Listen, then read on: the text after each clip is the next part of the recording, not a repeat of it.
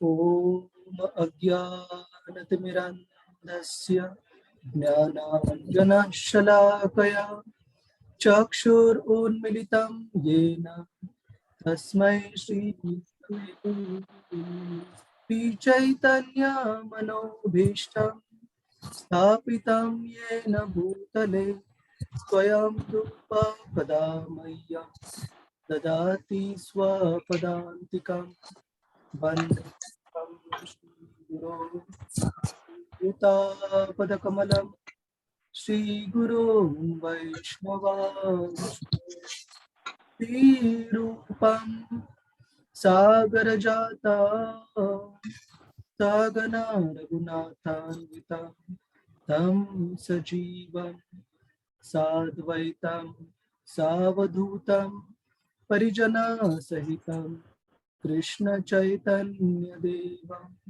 श्रीराधा कृष्ण पदान् सगना ललिता श्री विशाखान्वितांश्च हे कृष्ण करुणा सिंधु दीनबंधु जगत्पते गोपेश गोपिका कांत श्री राधा कांत नमोस्तुते तप्त कांचन गौरांगी श्री राधे वृंदावनेश्वरी वृषभानुसुते देवी प्रणमामि हरिप्रिये वाञ्छाकल्पतरुभ्यश्च कृपा सिन्धुभ्य एव च पतितानां पावनेभ्यो वैष्णवेभ्यो नमो नमः।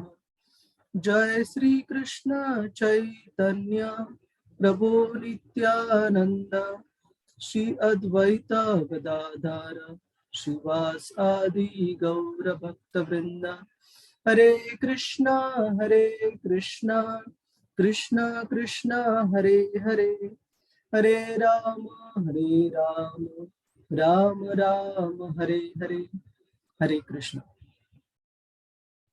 तो आप सभी को बस एक जेंटल रिमाइंडर कि आने वाले रविवार को एकादशी है और ये एकादशी काफी महत्वपूर्ण एकादशी, वैसे हर एक एकादशी भक्तों के लिए महत्वपूर्ण रहती है, लेकिन ये जो आषाढ़ मास रहता है उसमें आने वाली एकादशी है। तो स्पेसिफिकली जो वारकरी संप्रदाय से भक्त आते हैं, विट्ठल जी के जो भक्त हैं, उनके लिए ये आषाढ़ मास वाली एकादशी और कार्तिक में जो एकादशी आती है, ये दोनों विशेष होती है। तो इस एकादशी के दिन ऐसे कहा जाता है कि भगवान जो रहते हैं विट्ठल, वो की जो रेस्ट है, उन आराम है, वो शुरू करते हैं और कार्तिक एकादशी के दिन वो फिर से अपनी जो आराम है उससे उठते हैं। तो इसलिए बहुत बहुत विशेष माना जाता है। और इन दोनों एकादशी पर पंढरपुर में बहुत सारी जो प्रोसेशंस, जिसे पालकी कहा जाता है, वो पूरे महाराष्ट्र में से भक्त चलकर जाते हैं आषाढ़ी एकादशी के दिन। तो कुछ कुछ पालकी जो प्रोसेशन रहते हैं उसके लिए 3 वीक 4 वीक ऐसे कालावधि लगते हैं। पूरी जो राज्य की दूरी है वो पैदल चलकर वारकरी दर्शन लेने के लिए जाते हैं विट्ठल जी का। तो बहुत बहुत विशेष दिन है रविवार का। तो हम विनती करेंगे आप सभी से कि जितना हो सके आध्यात्मिक जो जो कार्य है उसके लिए हम ज्यादा से ज्यादा क्वालिटी जो अच्छा समय निकाल सकते हैं तो बहुत अच्छा रहेगा। और जस्ट 2 चीजें, आप में से कुछ भक्तों के मुझे साधना कार्ड मिले हैं जानवी माता जी से, तो मैं अभी भी वो चेक कर रहा हूँ और आपको उसका फीडबैक मिलेगा। और जो इवेल्युएशन चल रहा था उसमें थोड़ा सा समय लग गया बीच में तबीयत की वजह से, तो वो भी आपको जल्दी ही उसका फीडबैक मिलेगा। तो आप कृपया उसके लिए चिंता मत कीजिए। तो हम अभी शुरुआत करते हैं। तो पिछली कक्षा में जानवी माता जी द्वारा कौन से मुद्दों पर चर्चा हुई, उसमें से आपको जो मुद्दे याद है उसके लिए आप हम कृपया रिवाइज करेंगे। तो किसी को याद है कि पिछली कक्षा में माता जी द्वारा कौन से मुद्दों पर चर्चा हुई थी? आप हाथ रेज कर सकते हैं।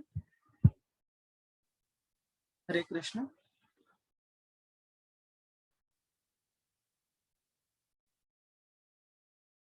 निवेदिता माता जी, हरे कृष्ण माता जी। यस माता जी, please unmute yourself.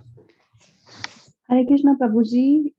Last time Janvi माता जी ने कर्म योग और कर्म संन्यास के बारे में बताया था। किसका प्रश्न था ये कि कर्म योग मेरे लिए अच्छा है, कर्म संन्यास कर्म योग और कर्म योग कैसे कर्म संन्यास से श्रेष्ठ माना जाता है। ओके। और ये किसने पूछा था ये प्रश्न? ये जॉइंट एक्सरसाइज थी प्रभु जी, और उसके बाद जानी माता जी ने पूरा इसको बताया था कि कर्म योग और कर्म संन्यास एक्चुअल में है क्या। हरे कृष्णा प्रभु जी, ये श्री कृष्ण ने पूछा था, ये अर्जुन ने श्री कृष्ण से पूछा। हाँ, अर्जुन ने पूछा था। सॉरी प्रभु जी। बिल्कुल, नहीं कोई नहीं। अर्जुन ने पूछा था ये प्रश्न। और अभी इसके ऊपर मेरा दूसरा प्रश्न है। जस्ट एक मिनट, मैं माता जी को को होस्ट बना देता हूँ एक बार।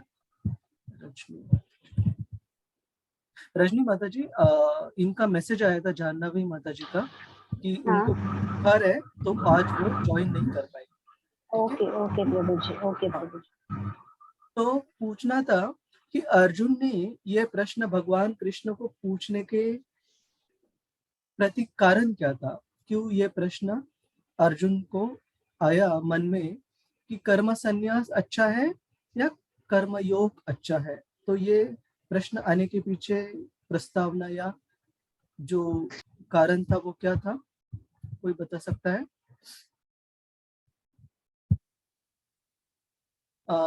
करिश्मा माता जी, हरे कृष्णा। हरे कृष्णा प्रभु जी। अब प्रभु जी, अर्जुन जो भी क्वेश्चन पूछ रहे थे वो इस खुद के लिए नहीं पूछ रहे थे, बल्कि हम सभी लोगों के लिए पूछ रहे थे ताकि हमें भी उससे ज्ञान मिल सके। तो अर्जुन ने ये क्वेश्चन इसलिए पूछा ताकि हम लोगों के माइंड में जो भी कंफ्यूजन होता है इन दोनों को लेके वो क्लियर हो जाए। हरे कृष्ण।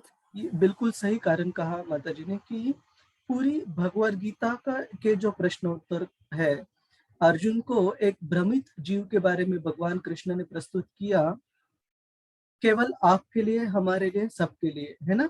ताकि हम भी हमारे जीवन में इस आत्मज्ञान को प्राप्त करके भगवान की भक्ति में अच्छे से जुट पाए, है ना? लेकिन दूसरे अध्याय के जो अंतिम कुछ श्लोक है उसमें भी इसके बारे में एक कुछ बैकग्राउंड पाया जाता है, एक प्रस्तावना पाई जाती है कि ये प्रश्न अर्जुन को क्यों प्रस्तुत हुए अर्जुन के मन में, कि उन्होंने कर्म संन्यास उनके लिए अच्छा है या कर्म में भाग लेना, कर्म योग करना, भगवान कृष्ण के लिए कर्म करना उनके लिए अच्छा है। पूनम बिंदल माता जी, हरे कृष्णा। हरे कृष्णा प्रभु जी। हाँ हाँ। इसमें श्री भगवान श्री कृष्ण ने अर्जुन को सांख्य योग बताया अध्याय 2 में, और बुद्धि योग बताया, कर्म योग, निष्काम कर्म योग। तो इन सब से जो अर्जुन का कंफ्यूजन हो गया, उसको समझ नहीं आ रहा था कि वो किस मार्ग पर जाए, कौन सा रास्ता चुने। तो फिर वो अर्जुन कहते हैं कि इन सब में से क्या श्रेष्ठ है, मुझे किस तरफ जाना चाहिए, ये कृपया करके आप मुझे बताएं। तो इसलिए अर्जुन ने पूछा था। हाँ बिल्कुल, आपने एकदम जो मुद्दा है उसके काफी करीब आपका जवाब है, नजदीक, और काफी हद तक सही है। और जब भगवान कृष्ण अर्जुन को सांख्य योग, कर्मकांड, कर्मयोग, बुद्धि योग, इन सब के बारे में अध्याय क्रमांक 2 में बताते हैं, तो बुद्धि योग को अर्जुन समझते हैं कि अपनी बुद्धि को भगवान कृष्ण के सेवा में लगाना, इसका मतलब है कि कार्य विलापों को छोड़ देना, ऐसे उनका समझ रहती है। लेकिन भगवान कृष्ण फिर उनको ये भी उपदेश करते हैं कि हे अर्जुन, हम एक बार भक्तों को एक बार पूछेंगे। कुछ हाथ यहाँ पर रेस्ट है। नेहा माता जी, हरे कृष्णा, बताइए। हरे कृष्णा प्रभु जी, दंडवत प्रणाम। दंडवत। प्रभु जी वो बोलते हैं कि पहले जैसे माता जी ने बताया, दोनों माता जी ने एकदम ठीक बताया, बस थोड़ा सा ऐड करना चाहूंगी कि उन्होंने जैसे अर्जुन ने जो क्वेश्चन है अध्याय 3 का पहला श्लोक है, जैसी चेत कर्मणस्ते मता बुद्धि जनार्दना। तो कहते हैं कि अर्जुन, हे जनार्दन, हे केशव, आप मुझे बुद्धि को सकाम कर्म से श्रेष्ठ समझते हैं। जैसे कि उन्होंने बोला कि आप निष्काम कर्म करो, और जैसे पहले ही अर्जुन को वो हो गया था अपना, मतलब क्या बोलते, कंफ्यूजन था कि मैं युद्ध नहीं करूं, है ना, कि करूं कि नहीं करूं। तो यहाँ पर वो क्या बोल रहे हैं कि जब आप पहले ही बोल रहे हो, पहले ही उनका अंदर से इच्छा जो है वो उसकी तरफ है, सन्यास की तरफ है। तो वो चाह रहे थे कि सन्यास ही ठीक है, मैं अभी युद्ध नहीं करूं। लेकिन जो ज्ञान था, भगवान ने जो ज्ञान योग, इसमें जो गीता का सार है सांख्य योग, उसमें वो देख रहे हैं कि इंद्रियों को हमें काबू में करना है, हमको प्रसादे सर्व दुखा नाम, तो वो भी बोल रहे हैं। और कृष्ण भावना अमृत में हमको भगवान के पूरा शरणागति हो जाना चाहिए। तो यहाँ पर कुछ श्लोकों में उनको कंफ्यूजन हुआ कि हमें क्या करना चाहिए। तो एक तरफ तो हमें सकाम कर्म के लिए बोलते हैं कर्म जरूरी है, और दूसरी तरफ कहते हैं कि हमें निष्काम कर्म भी जरूरी है। तो दोनों चीजों में कंफ्यूजन होने के कारण यहाँ पर उन्होंने सबके लिए भी दोनों ही चीज को लेके क्वेश्चन किया है। तो जी, ये मेरी बुद्धि के अनुसार। हरे कृष्ण। बहुत धन्यवाद नेहा माता जी, आपने इतने विस्तृत रूप से उत्तर देने के लिए। तो एकदम सरल तरीके से अर्जुन को कंफ्यूजन था, उनको लगता था कि बुद्धि योग का मतलब है अपनी बुद्धि का उपयोग भगवान कृष्ण की सेवा में करना, जो कि सही है, लेकिन बुद्धि का उपयोग भगवान कृष्ण की सेवा में करना मतलब उनको ये समझते थे वो कि अपने कार्य विलापों को छोड़ देना, त्याग कर देना। और भगवान कृष्ण उनको कर्मयोग करने के लिए भी बोल रहे हैं, निष्काम कर्म की है, अर्जुन तुम मेरे लिए ये युद्ध लड़ो। तो अर्जुन को, हरे कृष्णा माता जी। हरे कृष्ण प्रभु जी, एक सवाल पूछना था, क्या पूछ सकते हैं? हाँ माता जी। प्रभु जी, बुद्धि को ही ज्ञान योग बोला गया है क्या? ज्ञान योग ये अलग है माता जी। बुद्धि योग और भगवान कृष्ण की भक्ति, कृष्ण भावनामृत, ये दो जो शब्द है श्रील प्रभुपाद अल्टरनेटिवली यूज करते हैं दूसरे अध्याय में। ठीक है, तो बुद्धि योग को आप भक्ति योग समझ लीजिए, ठीक है, और ज्ञान योग ये भक्ति योग से पहले वाली सीढ़ी की लैडर है, सीढ़ी की जो स्टेप है वो भक्ति योग से पहले वाली है, ज्ञान योग। ठीक है, ओके, धन्यवाद प्रभु जी। तो ये थोड़ा सा कंफ्यूजिंग है कुछ शब्द जिस तरीके से, तो इसलिए बुद्धि योग और कृष्ण भावना, बुद्धि योग और भक्ति योग, इसके लिए आप अल्टरनेट समझिएगा। तब तो नेहा माता जी, हम आपके प्रश्न के ऊपर आते हैं, बस एक चीज क्लेरिफाई करता हूँ। तो जब अर्जुन को ये कंफ्यूजन था कि भगवान कृष्ण की भक्ति में मेरी बुद्धि लगाने का मतलब है कि कार्य विलापों को छोड़ना, और भगवान मुझे कर्म में मतलब उनकी सेवा में ये युद्ध लड़ने के लिए भी कह रहे हैं, तो अर्जुन कंफ्यूज हो गए और उन्होंने भगवान कृष्ण से पूछा कि आप तो कहते हो कि if intelligence is better than fruitive work, अगर कर्म से बुद्धि ये परी है, तो आप मुझे इस घासली वारफेयर मतलब इस युद्ध में मुझे क्यों युद्ध करवाना चाहते हो मुझसे, मेरे हाथ से, जिसमें कि इतने सारे जीवात्मा, इतने सारे जीव मारे जाएंगे, अगर बुद्धि योग ये उच्च स्तर पर है कर्म योग से, है ना। तब भगवान कृष्ण अर्जुन को ये समझाना शुरू करते हैं कि हे अर्जुन, तुम जो दो चीजें समझ रहे हो कि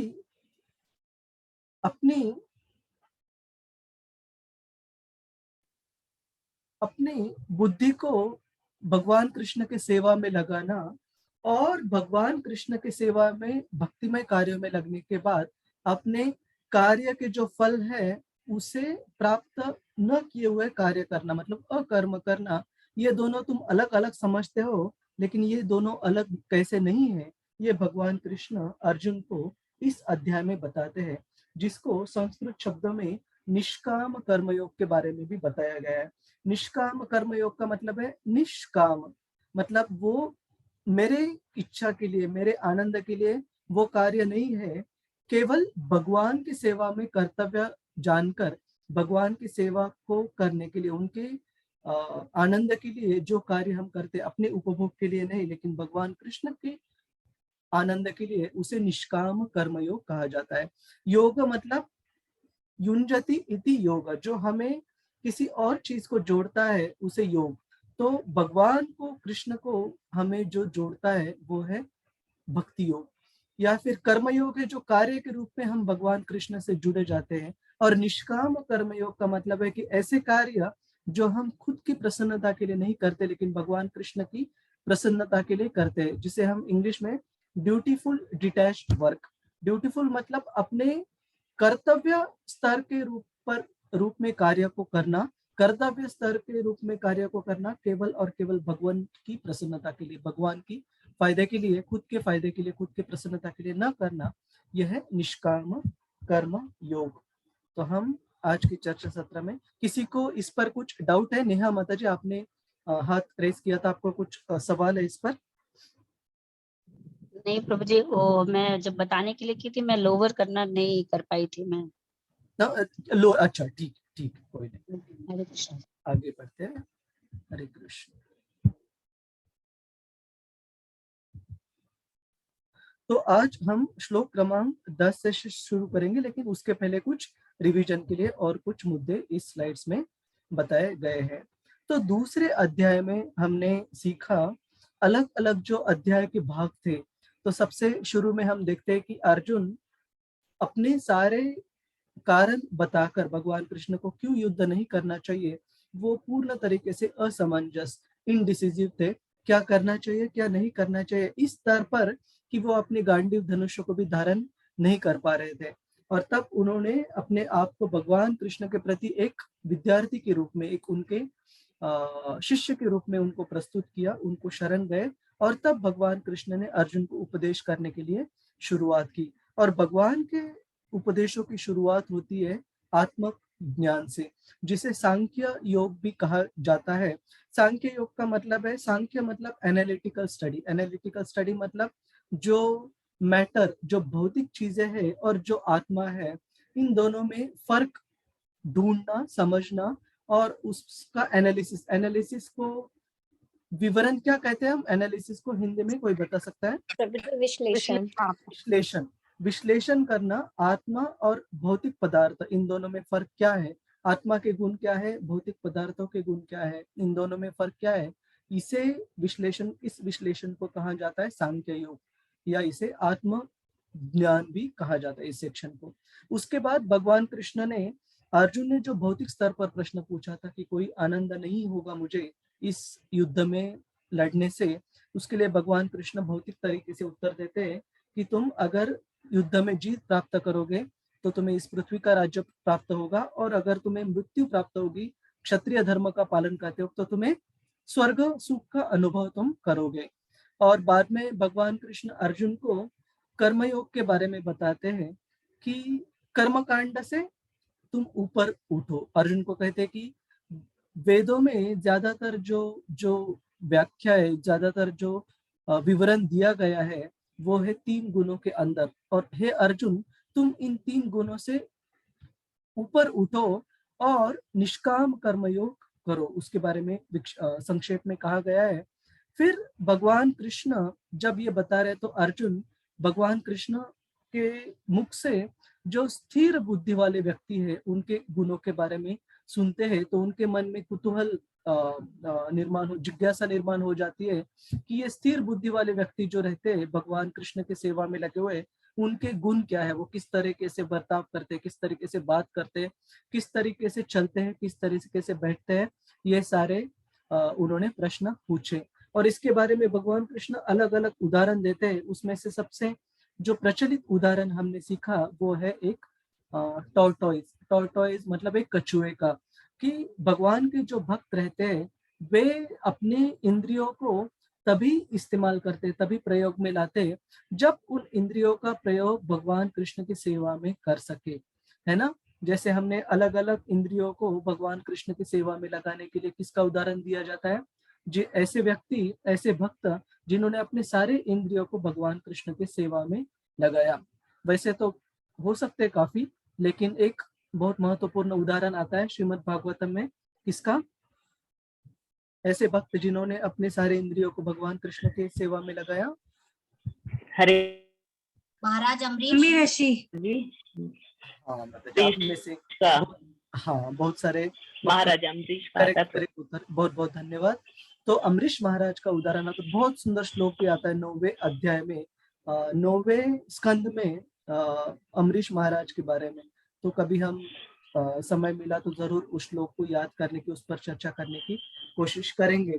तो भगवान कृष्ण बाद में बताते हैं कि ऐसे स्थित प्रज्ञ स्थिति में, भक्तिमय मार्ग में कोई अगर थोड़ी सी भी प्रगति कर लेता है ना, थोड़ी नेहा विक्रमनाशोस्ति प्रत्यवायो न विद्यते, तो उस भक्तिमय मार्ग में, हरे कृष्ण, भक्तिमय मार्ग में किए हुए छोटे से छोटे कर्म भी एक भक्त को बहुत बड़े आपत्ति से, विपदा से बचा सकते हैं। और कोई बता सकता है कि कौन सी बड़ी आपत्ति भगवान कृष्ण बताते हैं जिससे कि एक भक्त को छुटकारा मिलता है छोटी मात्रा में भी भक्ति करने से। दीप्ति माता जी, हरे कृष्णा, प्लीज अनम्यूट कीजिए। हरे कृष्णा प्रभु जी, दंडवत प्रणाम। दंडवत प्रभु जी, जब हम भक्ति करते हैं तो भगवान हमें अश्योर करते हैं कि हमारा पतन नहीं होगा। तो हमारा 2 गारंटी होती है कि कम से कम हम अगर अभी भगवान के पास नहीं पहुंच पाए तो कम से कम हमें मनुष्य शरीर तो मिलेगा भगवान का नाम फिर से लेने के लिए। और मेन गारंटी है कि हमारा पतन नहीं होगा, हम डिग्रेड नहीं होंगे। पतन नहीं होगा, जो पतित योनिया है, हाँ, जो लोअर फॉर्म्स है उसमें हमें जन्म से हमें हाँ मतलब बच जाएंगे। और बहुत महत्वपूर्ण चीज भक्तों के लिए इसमें यह है कि ऐसे नहीं कि हमें प्राणी होने से चिंता है, हमें चिंता है कि प्राणी योनि में अगर जन्म प्राप्त हुआ तो हमारी चेतना किस तरीके की रहेगी। हमने कुछ कुछ उदाहरण के बारे में भी चर्चा की, जैसे इंद्र को एक बार जब शाप मिला था एक वराह रूप में, एक सुअर के रूप में उन्हें जन्म प्राप्त होने का, तो उस रूप में इंद्रिय तृप्ति करने में भी वो मग्न हुए थे। और फिर नारद मुनि को उनको एक यहाँ पर सजा प्राप्त करके उनको स्वर्गलोक भेजना पड़ा, है ना। तो हमें चिंता इस चीज की, हमें चिंता इस चीज की नहीं है कि प्राणी योनि में जन्म मिलना, हमें चिंता है कि भगवान कृष्ण को हमें भूलना नहीं है ना। आप अगर कुछ वैष्णव सॉन्ग देखोगे, अगर ये वैष्णव सॉन्ग शिला भक्ति विनोद ठाकुर द्वारा, सर्वस्व तोमार चरणे संपिया, सर्वस्व तोमार चरणे संपिया, पढ़िया तोमारा घरे, तुम्ही तो ठाकुर तोमार कुकुर, बोलिया तोमार द्वारे। तो उसमें शिला भक्ति विनोद ठाकुर बोलते हैं कि हे भगवान, मुझे अगर कुत्ते का जन्म भी मिलेगा तो भी मुझे कोई चिंता नहीं है, लेकिन एक आपसे प्रार्थना है। और कौन सी प्रार्थना है? कि कृपया मुझे आपके भक्तों के जो संग है उसमें जन्म प्राप्त होने दीजिए, ताकि आपके जो उच्चिष्ट है प्रसादम के, आपके भक्तों के जो उच्चिष्ट है प्रसादम के, वो मुझे प्राप्त होने का बिल्कुल चांस रहेगा, बिल्कुल संभवता रहेगी। और वो अगर मुझे प्राप्त होते तो मुझे उसमें बड़ी खुशी, अगर मुझे प्रसादम प्राप्त होता है, भगवान के भक्तों का संग प्राप्त होता है, तो श्रील भक्ति विनोद ठाकुर कहते हैं कि मुझे एक पशु के जन्म में भी मुझे चिंता नहीं है। लेकिन उनका स्तर बहुत ही ऊंचा है, लेकिन ये हमें भी लागू होता है कि अगर भगवान के भक्तों के साथ संग प्राप्त होता है तो पतित योनि में जन्म में भी कोई दिक्कत नहीं है। और हम एक उदाहरण देखते हैं भरत महाराज का, जिन्हें एक हिरण की योनि में जन्म प्राप्त हुआ, लेकिन वो जो ऋषिगण थे, भगवान कृष्ण के जो भक्त थे, उन्हीं के कुल आश्रम के जो एरिया है उसी में वो ऋषि मुनियों के आश्रम के आजू बाजू उन्होंने अपना जीवन व्यतीत किया। और उनके संग से भगवान को याद करने में उनको मदद प्राप्त हुई, जिससे कि अगला जन्म उन्हें एक महान भक्त के रूप में, जड़ भरत महाराज के रूप में प्राप्त हुआ। तो हम देखते हैं कि हमें प्राणी जन्म से ज्यादा डर किसका है?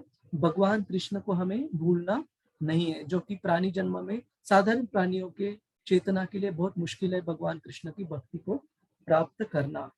तो हम आगे बढ़ते हैं।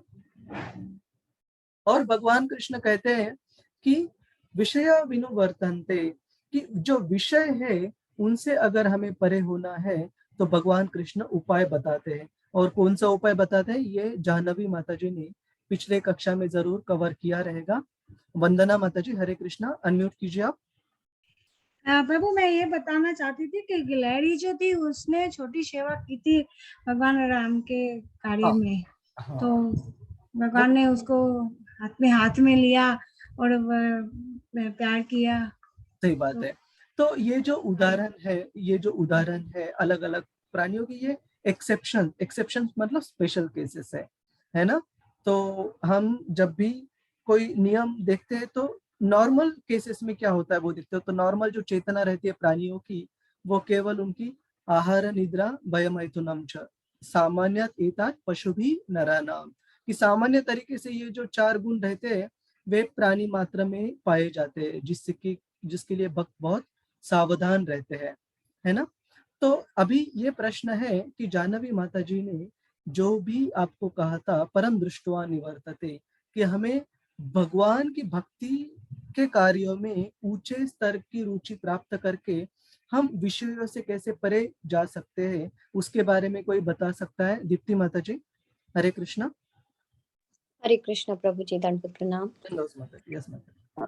प्रभु जी, हमने ये समझा था कि हम अपनी इंद्रियों को सही दिशा में लगा सकते हैं, एंगेज हमें सही जगह करना है, और जब हमें उत्तम रस का आस्वादन हम जब कर लेते हैं तब हम तुच्छ चीजों की तरफ नहीं जाते। तो परम दृष्टवा निवर्तन्ते है कि हमें जब उत्तम रस का एक्सपीरियंस हो गया, आस्वादन कर लिया हमने भगवान की भक्ति का, तो जो भगवान के भक्त है वो सिर्फ भगवान को ही, उनकी ही इंद्रिय तृप्ति में, उनकी ही तुष्टि में लगे रहते हैं, उसमें ही हमारी इंद्रियां तृप्त होती हैं। तो इस प्रकार से प्रभु जी हमने समझा था, क्योंकि भगवान को जब हम तृप्त करते हैं तो ऑटोमेटिकली हम तृप्त होते हैं, क्योंकि हम तो उन्हीं के विभिन्न मतलब अंश हैं, हम भगवान के ममे वांशु जीव लोके। तो जब हम अपना आत्मा का जो हमारा कर्तव्य है भगवान के प्रति जब हम वो करते हैं तो हमें सच में असली में हमें आत्म संतुष्टि होती है प्रभु जी। सही बात है। थैंक तो यू प्रभु जी। बहुत अच्छे से बताया माता जी ने, और उसके बारे में भी श्रील प्रभुपाद जी जो श्लोक कोट करते तात्पर्य में, वो टिपिकली है इनका यमुनाचार्य जी का, है ना।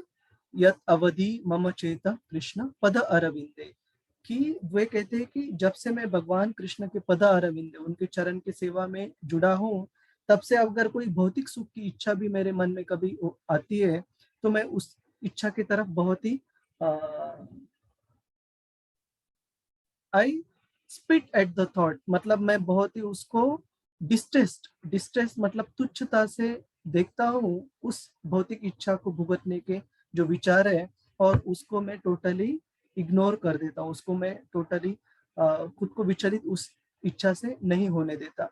तो इसके लिए भगवान कृष्ण कहते हैं कि जब हम उनके भक्ति के कार्यों में जब हम रुचि प्राप्त करते हैं, तब इस भौतिक चीजों की जो रुचि है वे हमें तुच्छ लगने लगती है। और जिसका कोई उदाहरण दे सकता है किसी भक्त के बारे में, शास्त्रों में से किसका उदाहरण हम देखते हैं? बहुत ही जो प्रसिद्ध उदाहरण है प्रचलित, नेहा माता जी, हरे कृष्णा।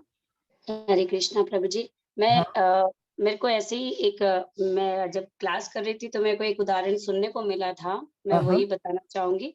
जैसे एक बच्चे को जिसको बिल्कुल भी बुद्धि नहीं देखी जाती है, वो एक बच्चा जो होता है वो एक मिट्टी के बर्तनों को अगर दे दिया जाए, मिट्टी के आम को, तो वो ऐसे रस लेता है उसका जैसे वो असली हो, और वो इस तरीके से करता है जैसे ही उसको माँ बोलेगी हटा दो, लेकिन वो नहीं हटाता। जैसे हम लोग भौतिक सुख ले रहे हैं वैसे ही वो मिट्टी का आम लेके वो चखता है और उसको अच्छा लगता है। लेकिन एक जो चतुर माँ होती है वो क्या करती है कि उसको असली आम का रस दे देती है, और जैसे ही वो असली आम का रस लेता है तो फिर वो मिट्टी के आम का अच्छा नहीं लगता उसको, फिर वो असली में ही आनंद में डूब जाता है, और उसको फिर वो भौतिक वो जो झूठे चीजें हैं वो संसार के सुख को नहीं ग्रहण कर पाता, क्योंकि उसको असली सुख का आनंद मिल चुका होता है।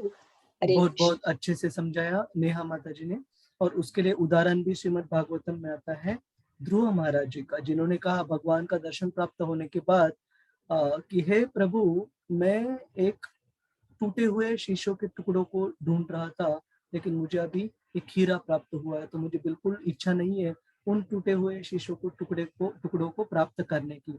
लेकिन भगवान कृष्ण ने, भगवान विष्णु ने उनके हृदय का शुद्धिकरण कर उनकी जो इच्छा थी एक समय पर उसे भी पूर्ण किया, लेकिन हृदय का शुद्धिकरण होने से उनका पतन नहीं होने दिया।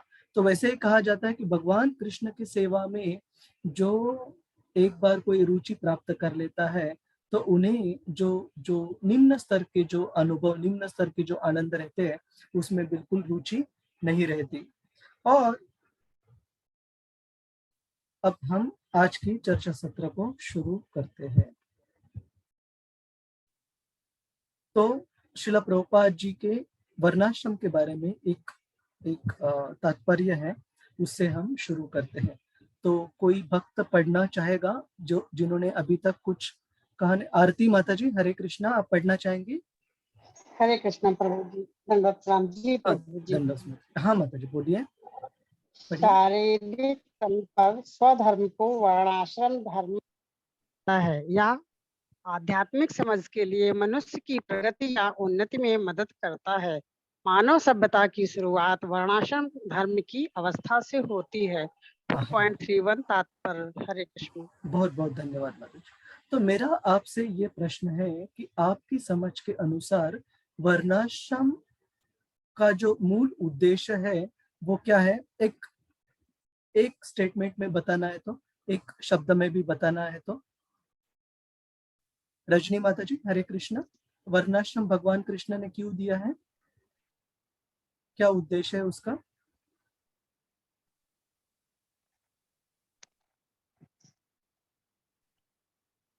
दीप्ति माता जी, हरे कृष्ण, अनम्यूट कीजिए। हरे कृष्ण प्रभु जी, दंडवत प्रणाम। दंडवत माता जी। हाँ माता जी। जी प्रभु जी, शुद्धिकरण प्रभु जी, हमारा शुद्धिकरण चाहिए। शुद्धिकरण करना है। और यूजुअली इन जनरल शुद्धिकरण कौन से स्तर से कौन से स्तर पर करने के लिए? भौतिक से हमें आध्यात्मिक स्तर की तरफ जाना। बिल्कुल सही। और अगर उसके पैरेलल में बताना है तो एक प्राणी मात्र की जो चेतना है उस स्तर से एक मनुष्य की चेतना में आने के लिए, मनुष्य मानव सभ्यता की शुरुआत श्रील प्रभुपाद जी कहते हैं। इसका मतलब है जो वर्णाश्रम धर्म का पालन भी नहीं कर रहे और जो भक्ति का भी पालन नहीं कर रहे, वे तो मनुष्य रूप में दिखते हैं लेकिन प्राणियों से उससे उनमें कुछ फर्क अंतर बिल्कुल नहीं है ना? तो मानव सभ्यता मतलब एक मनुष्य जीवन में जीवन जीने के लिए प्राणी मात्राओं की चेतना से ऊपरी स्तर पर आने के लिए, मनुष्य स्तर पर आने के लिए वर्णाश्रम धर्म भगवान ने दिया गया है। और इसके बारे में और भी कुछ उदाहरण, कुछ चर्चाएं हम आज करेंगे। और ये बहुत बहुत महत्वपूर्ण श्लोक श्रील प्रभुपाद जी श्रीमद् भागवतम से भगवद गीता के कई सारे श्लोकों के तात्पर्य में बताते हैं। और ये श्लोक है 1517, स्कंद क्रमांक 1, अध्याय क्रमांक 5, श्लोक क्रमांक 17। तो हम ये एक बार यहाँ पर श्लोक देखेंगे। जस्ट एक मिनट दीजिए मुझे।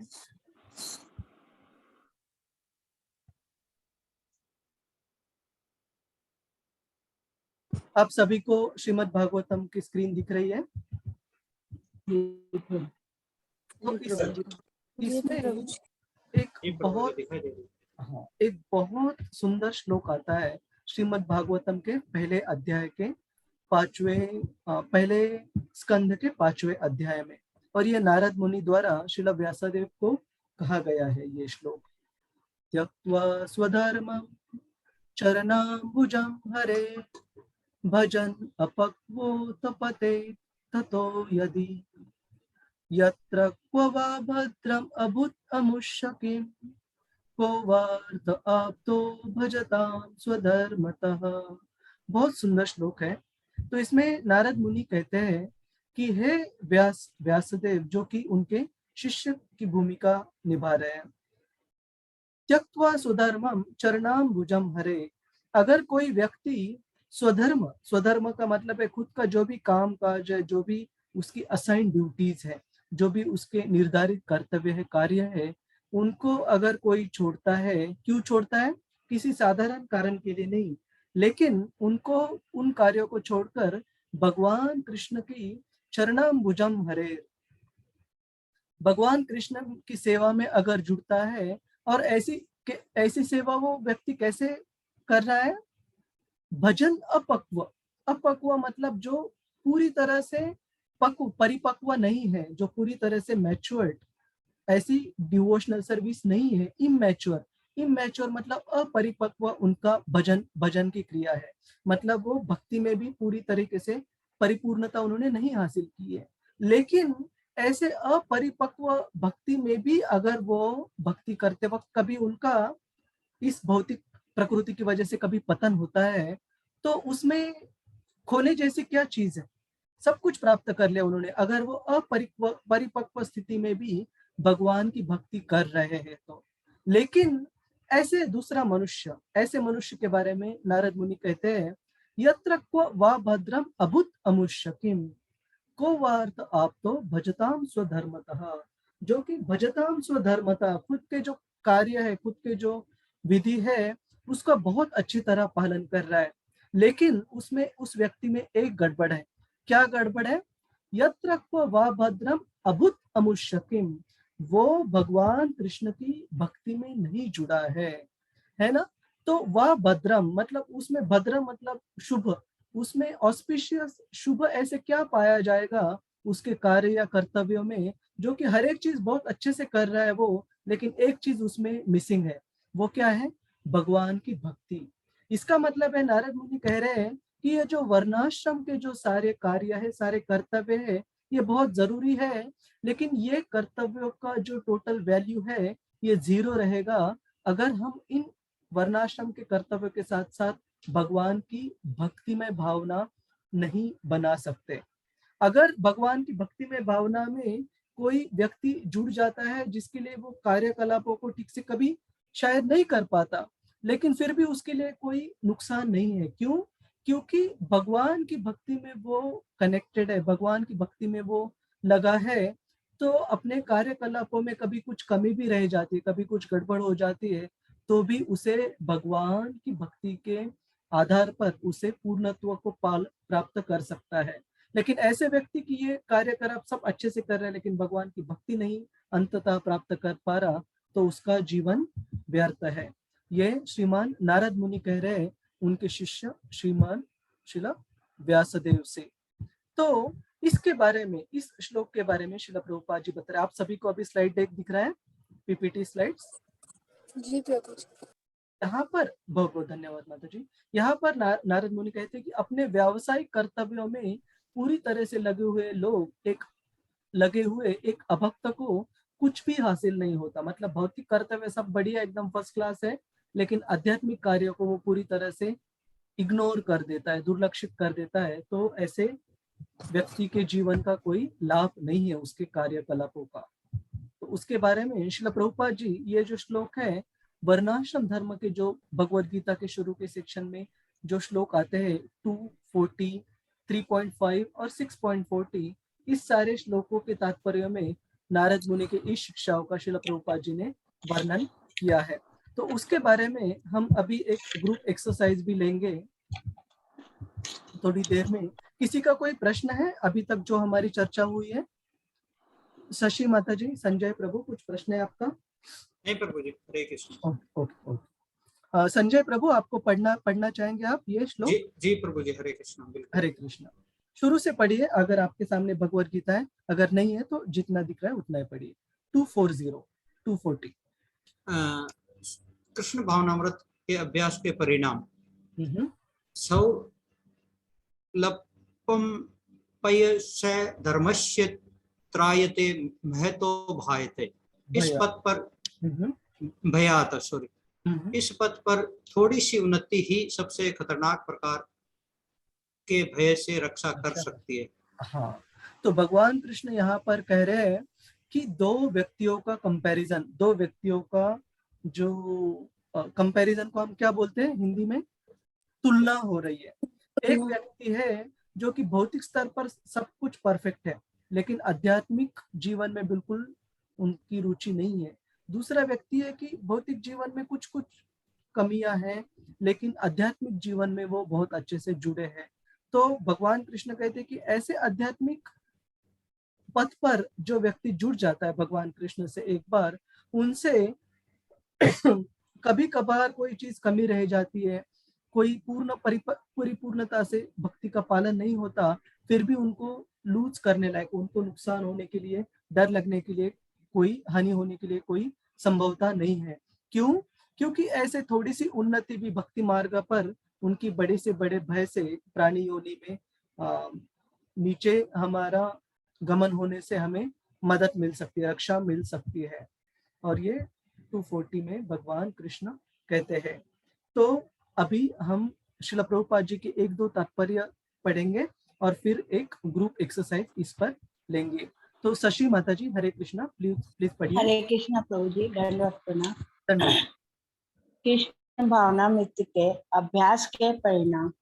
कृष्ण भावनामृत में गतिविधि या इंद्रिय तृप्ति को की अपेक्षा के बिना कृष्ण के लाभ के लिए कार्य करना कार्य का सर्वोच्च पारलौकिक गुण है। ऐसी गतिविधि की एक छोटी सी शुरुआत भी कोई बाधा नहीं पाती है और ना ही वह छोटी सी शुरुआत किसी भी स्तर पर खोई जा सकती है। 2.40। हरे कृष्ण। बहुत बहुत धन्यवाद शशि माता जी। तो इसके बारे में भी श्रील प्रभुपाद सामान्यतः उदाहरण देते हैं।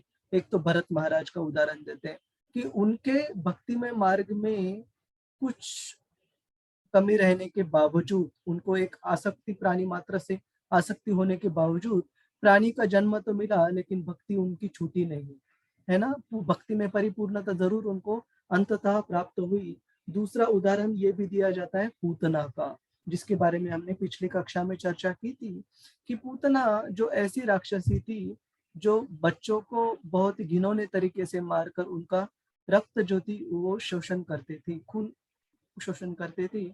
और ऐसी राक्षसी को जो भगवान कृष्ण को मारने हेतु आई थी, भगवान कृष्ण ने उनका एक अच्छा गुण लिया जो कि केवल बाहरी तरीके से वे अपने आप को एक सुंदर स्त्री के रूप में, भगवान की एक माँ, एक नर्स के रूप में प्रस्तुत कर रही थी। तो भगवान कृष्ण ने वो एक अच्छा गुण लिया और जो भी उसके जो गलत मन में जो विचार थे भगवान कृष्ण को हानि पहुंचाने के लिए, उन सारे विचारों से, उन सारे जो अनर्थ थे उससे भगवान कृष्ण ने पूतना को शुद्धता प्रदान की। और इसी तरीके से, इसी वजह से ये जो राक्षसी थी पूतना, उसे सर्वोच्च स्तर प्राप्त हुआ और जिसके लिए एक बहुत विशेष श्लोक भी आता है श्रीमद् भागवतम में। एक बार मैं देखता हूँ, मैं ढूंढ पाता हूँ क्या। अहो बकीयम स्तनकाल कूटम, एक बार हम देखते हैं, बहुत विशेष श्लोक है। तो मैं आपसे विनती करूंगा कि आपके जो मेमोराइजेशन के जो श्लोक है याद करने के, उसमें भी आप इसको ऐड कर सकते हैं। अहो बकीयम 3:23 मैं आपको शेयर करता हूँ। तो यहाँ पर ये श्लोक कहा गया है, जितना मुझे याद है, उद्धव जी द्वारा जब भगवान कृष्ण के विरह में वे थे तो वो कहते हैं, alas how shall I take shelter of one who is more merciful than he who granted the demoness the mother who granted the position of a mother to a she demon Putana, although she was unfaithful and she prepared a deadly poison to be sucked from her breast। ऐसे राक्षसी को कि जो विश्वास रखने लायक बिल्कुल नहीं थी, लेकिन जो केवल बाहरी रूप से भगवान कृष्ण की माँ के रूप में वहां पर प्रस्तुत किया उसने अपने आप को, लेकिन उसके मन में क्या विचार था, भगवान कृष्ण को वो मारना चाहती थी और उसके लिए स्तन कालकूटम, कालकूट नाम का एक बहुत ही जहर उसने अपने स्तन पर लगाया था ताकि वो बालक भगवान कृष्ण को मार पाए, मृत्यु के घाट उतार पाए। तो ऐसी राक्षसी को भगवान कृष्ण ने अपने माता का स्तर दिया आध्यात्मिक जगत में। तो इस भगवान कृष्ण, ऐसे भगवान कृष्ण से और कोई दयालु आपको इस जगत में दिखेगा नहीं, ऐसे कहकर भगवान कृष्ण की यहाँ पर स्तुति की गई है इस श्लोक में। तो इसीलिए श्रील प्रभुपाद जी यहाँ पर बता रहे हैं कि ऐसी एक छोटी सी छोटी गतिविधि भी भगवान कृष्ण के सेवा में की हुई आदमी को कभी भी बड़ी से बड़ी जो मुश्किल है, बड़ी से बड़ी जो संकट है, उससे भी हमें सुरक्षा प्रदान कर सकती है। तो हम आगे बढ़ते हैं। तो ये अभी ग्रुप एक्टिविटी है, तो हम 2 भाग करेंगे इस मीटिंग में, 2 ब्रेकआउट रूम्स करेंगे। आपको 2 चीजें यहाँ पर भगवद गीता के इन श्लोकों से पढ़नी है और चर्चा करनी है, और हम आपको अराउंड 10 से 12 मिनट हम आपको प्रिपरेशन के लिए देंगे। तो ये एक बार मैं यहाँ पर आपको चैट पर पेस्ट कर देता हूँ।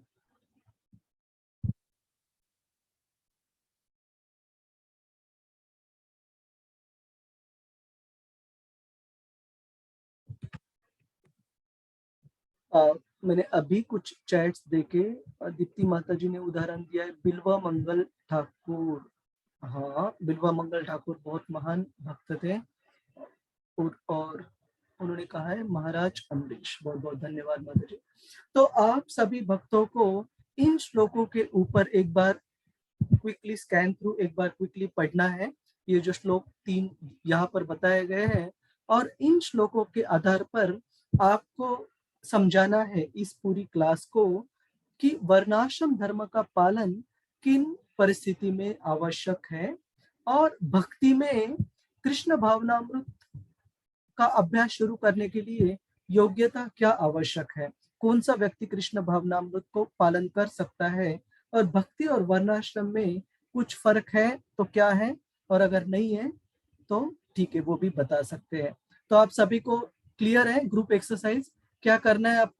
आपको 4 भगवद गीता के श्लोक देखने हैं और उन श्लोकों के जो अर्थ है और जो तात्पर्य उसको भी आप स्कैन कर सकते हैं अगर होता है तो, और उन श्लोकों के तात्पर्य और अर्थों को देखकर आपकी समझ क्या है, वर्णाश्रम धर्म क्यों आवश्यक है, कौन सी परिस्थितियों में उसका पालन करना आवश्यक है, और क्या भक्तों के लिए भी ये लागू होता है, क्या कृष्ण भावनामृत में अभ्यास शुरू करने के लिए कौन से गुण जरूरी है किसी भी जीवात्माओं में।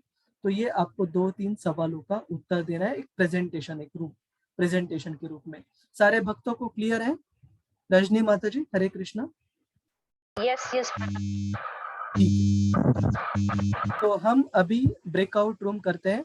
तो हम 2 ब्रेकआउट रूम करेंगे। तो मेरी विनती है 10-12 मिनट लीजिए, लेकिन चर्चा कर आप जो मुद्दे हैं आपने वो नोट डाउन कर सकते हैं, और हर एक ब्रेकआउट रूम में से मे बी 1 या 2 भक्तों को आप एक वॉलंटियर के रूप में चुनिएगा, जो कि आपकी जो भी चर्चा हुई है ग्रुप में उसको प्रस्तुत कर पाए। ठीक है? और आप श्रील प्रभुपाद जी के तात्पर्य को भी रेफर कर सकते हैं, भगवद गीता, श्रीमद् भागवतम, या आपने जो भी भक्तों से कुछ अगर उदाहरण सुने होंगे तो वो उदाहरण भी आप इंक्लूड कर सकते हैं। ठीक है? हम प्रेजेंटेशन के लिए हर एक ग्रुप को अराउंड 3 मिनट देंगे और चर्चा करने के लिए हम अराउंड 10 से 12 मिनट देंगे। आपको चर्चा के लिए समय खत्म होने से पहले 1 मिनट पहले आपको बताया जाएगा। किसी को कोई शंका है ग्रुप एक्सरसाइज के बारे में? हरे कृष्णा। कौन कौन से बताया आपने? 2.31 बताया। ये हाँ 231 मैंने यहाँ चैट पर भी लिखा है माता जी, 231, 35, 326 और 335। ठीक है? तो मे बी आप ग्रुप में हर एक भक्त को एक श्लोक भी दे सकते हैं क्विकली पढ़ने के लिए, और फिर उस पर सारे भक्त 2 मिनट में पढ़कर चर्चा कर सकते हैं। मैं आपके ऊपर वो छोड़ूंगा। ठीक है? क्लियर है अभी शशि माता जी? ठीक है। ठीक है, ब्रेकआउट हम शुरू करते हैं। आपको एक मैसेज आएगा ज्वाइन करने के लिए, तो उसमें आप ज्वाइन कीजिएगा।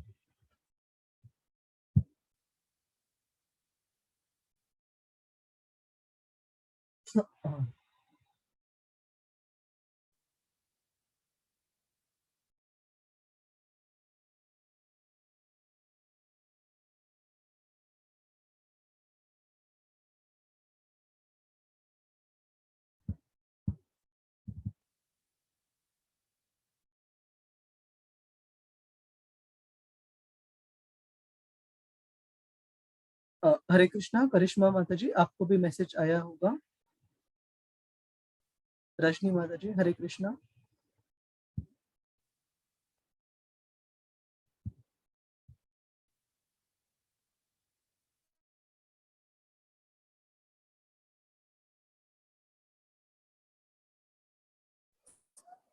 हरे कृष्णा।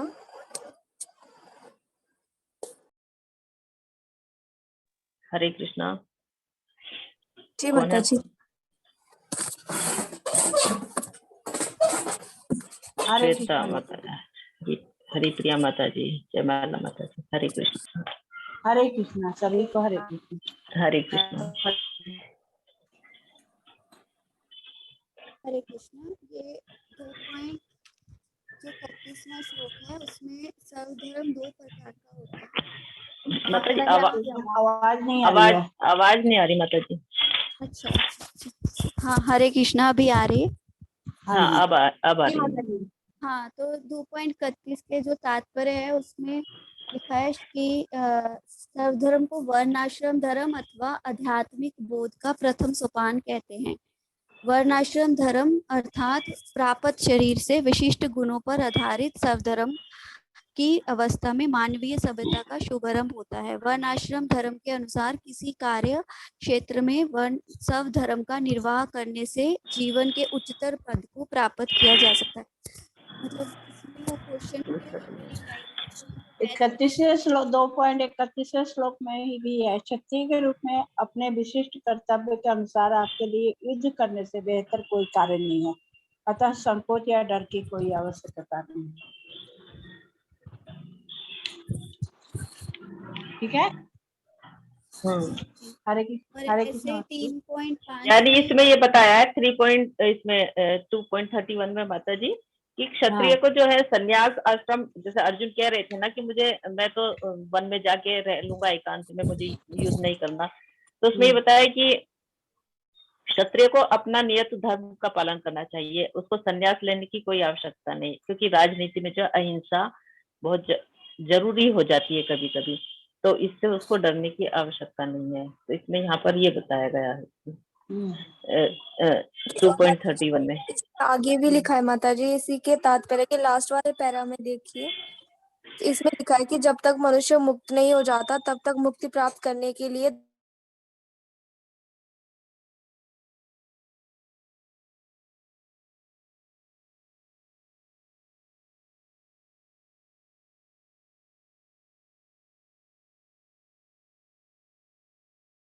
हरे कृष्णा। हरे और कृष्ण हमें माता जी। 3. मैं बोलूं 3.5 में जो दिया गया है उसमें देखिएगा तो लिखा हुआ है प्रभुपाद जी के जो उसका तात्पर्य है उसमें है, यह देहधारी जीवन का प्रश्न नहीं है। जैसे कि एक आत्मा का स्वभाव सक्रिय रहना है, तो भी मतलब ये जो शरीर है वो उसको काम करना ही पड़ेगा, चाहे आत्मा द्वारा चलित रहता है। मतलब काम करना, हमारा कर्म करना, जो हमारा जो गुण कर्म है उससे, जैसे आत्मा का गुण कर्म जैसे होता है कार्य करना, वैसे ही हमें जो मिला है भौतिक गुण प्राप्त हुआ है वो भी हमें भी करना अनिवार्य होता है। मतलब एक ये भी है इसमें जी। ये मैं माता जी सिर्फ अभी 2.31 बता रही थी, आप 3.1 बता रहे हैं। 3.5 बोल रही हूँ मैं। 3.5 विद्वान व्यक्ति को चाहिए कि सकाम कर्म, और माता जी विद्वान व्यक्ति को चाहिए कि वह सकाम कर्मों से आसक्त अन्यानी पुरुषों को कर्म करने से रोके, ताकि वह मन विचलित न हो कि अपुति भक्ति भाव से कर्म करे। यानी उसको सारे कर्म कैसे करने चाहिए? भक्ति भाव से करनी चाहिए, यानी श्री कृष्ण को रखकर, तो वह सभी प्रकार के कार्यों में लगेगा। इससे कृष्ण भावना मत का विकास हो जाएगा। ये मैं 3.26 यानी निष्काम कर्म करने के लिए वो बोल रहे हैं, जिसे हरे कृष्णा। जी माता जी। हाँ, तो उस हिसाब से माता जी, तो ये तीसरा आ जाता है निष्काम कर्म, यानी जो भी कर्म करने हमें श्री कृष्ण को रखकर कर्म करेंगे तो वो क्या हो जाएंगे? निष्काम कृष्णा भावना में विकास हो जाएगा उसमें। जी माता जी, ऐसे ही 3.35 में भी दिया गया है कि जो नियत कर्मों को पूर्ण ढंग से संपन्न करना भी अन्य कर्मों की भली बाती करने से श्रेय करे। मतलब जो प्रभुपाद जी ने इसमें दिया गया है वो बोले हैं, मनुष्य को चाहिए कि अन्यों के लिए नियत कर्मों की अपेक्षा अपने नियत कर्मों को कृष्ण भावनामृत में करें। मतलब भगवान को अपने कर्म से जोड़ दें। तो आदिष्ट कर्म है ये, जो अपने भौतिक प्रकृति के गुणों के अधीन आदिष्ट कर्म है, आध्यात्मिक कर्म है, गुरु द्वारा कृष्ण की दिव्य सेवा के लिए आदेशित होते हैं, चाहे वो भौतिक कर्म हो या आध्यात्मिक कर्म। मतलब अपने कर्मों में कृष्ण को भावना अमृत में करे हरे सारे नियत कर्म, तो वो पाप हो या पुण्य हो, वो भगवान को लेकर करने वाले कर्म सारे उत्तम होते हैं। उसका जो पालन सिद्धांत होता है वो सारे उत्तम में जाता है। हरे कृष्ण। सकते हैं। जी माता जी, इसमें 3.5 से एक ऐसे भी हम बोल सकते हैं, क्योंकि एक क्वेश्चन ये था कृष्ण भावनामृत के अभ्यास शुरू करने के लिए योग्यताएं क्या हैं। तो इसमें ऐसे भी कह सकते हैं कि कोई भी व्यक्ति अपने कर्म के लिए बिना तो रह ही नहीं सकता है, और उसको क्या अपने अर्जित गुणों के अनुसार कर्म विवश होकर करने पड़ते हैं। लेकिन अगर वो कृष्ण भावनामृत को अंगीकार कर लेता है तो भले ही वो शास्त्रानुमोदित कर्म नहीं करता है, या मतलब ठीक से भक्ति नहीं कर पाता, पतित भी हो जाए तो भी उसकी हानि या बुराई नहीं होगी। तो इस तरह से वो शुरुआत कर सकता है अच्छे कर्मों के प्रति। जी, और ये भी हम बोल सकते हैं, इसमें सिर्फ ये है, अगर क्वालिफिकेशन क्या है, योग्यता क्या है कृष्ण भावनामृत कर्म करने की, तो अगर कोई इंसान कुछ भी ना करे, जैसे आपने कहा, तो शरणागति होनी चाहिए, भगवान में सरेंडर अगर है, भगवान के प्रति अगर वो कंप्लीट सरेंडर है, तो बस वही योग्यता है। क्योंकि अगर भगवान के प्रति किसी का समर्पण है, बेसिकली समर्पण कहते हैं, सरेंडर, सॉरी शरणागति नहीं, समर्पण। तो कंप्लीट अगर हमारा समर्पण है भगवान के प्रति, तो वो इंसान कैसा भी हो, जैसे आपने बताया ना अभी कि हम कैसे भी अपने कार्य कर रहे हो, त्रुटिपूर्ण भी होंगे अगर हमारे, ये 3.5 में है माता जी, ये हम लोग जी माता जी, इसमें एक दोषपूर्ण ये भी बोल सकते हैं हम कि कृष्ण भावनामृत के लिए हम शुद्धिकरण की प्रक्रिया को स्लोली अपना सकते हैं। बिल्कुल बिल्कुल माता जी। नहीं माता जी, वर्णाश्रम धर्म तो शुद्धिकरण ही है। वर्णाश्रम धर्म जो है वो शुद्धिकरण तो कर ही रहा है, लेकिन वो तो ऑलरेडी है माता जी। लेकिन ये कि जैसे जिसने अभी कृष्ण भावनामृत का अभ्यास शुरू नहीं किया है, तो उसकी क्या योग्यताएं होनी चाहिए। तो योग्यता में स्टार्टिंग दौर में जब उसके मन में ऐसा भावना आएगा, भले ही उसको अर्जित कर्मों के अनुसार जो कर्म नहीं करना चाहता करने पड़ना है, लेकिन वो तो चाहता है कि उसका खुद का शुद्धिकरण हो। तो इस स्तर पे पहुंचने के लिए मतलब उसकी एक बेसिक नीड हो जाएगी कि अगर वो शुद्धिकरण की शुरुआत करता है तो उसके लिए अच्छा ही होगा, क्योंकि इस भावना में पतन तो होता ही नहीं है ना। जी माता जी, माता जी 2 जन कौन बोलने वाले हैं? आरती माता जी और नहीं, दीप्ति माता जी और नेहा माता जी बोल लेंगे। आप ही बोलिएगा। अरे नहीं माता जी, आप बोल दीजिए इस बार। हाँ जी, दीप्ति माता जी बोलेंगे, आरती माता जी। हाँ बस फाइनल हो गया, आरती माता जी और दीप्ति माता जी और आरती माता जी बोलेंगे। अरे नहीं नेहा माता जी आप बोलिए ना प्लीज। नेहा माता जी आप बोलिएगा। नहीं माता जी मैं नहीं बोल रहे, आप लोग बोलिए ना। मेरे में घर में थोड़ा सा वो चल रहा है, अभी शोर चल रहा है। अभी आरती माता जी अभी और डिस्कशन कर लेते हैं माता जी। 3.26 पे भी देखें, उसमें कुछ पॉइंट्स अलग आप लोग खोजिए, बताइए। 3.35 में भौतिक कर्म हो या आध्यात्मिक कर्म, मनुष्य को मृत्यु पर्यंत अपने नियत कर्म में दृढ़ रहना चाहिए।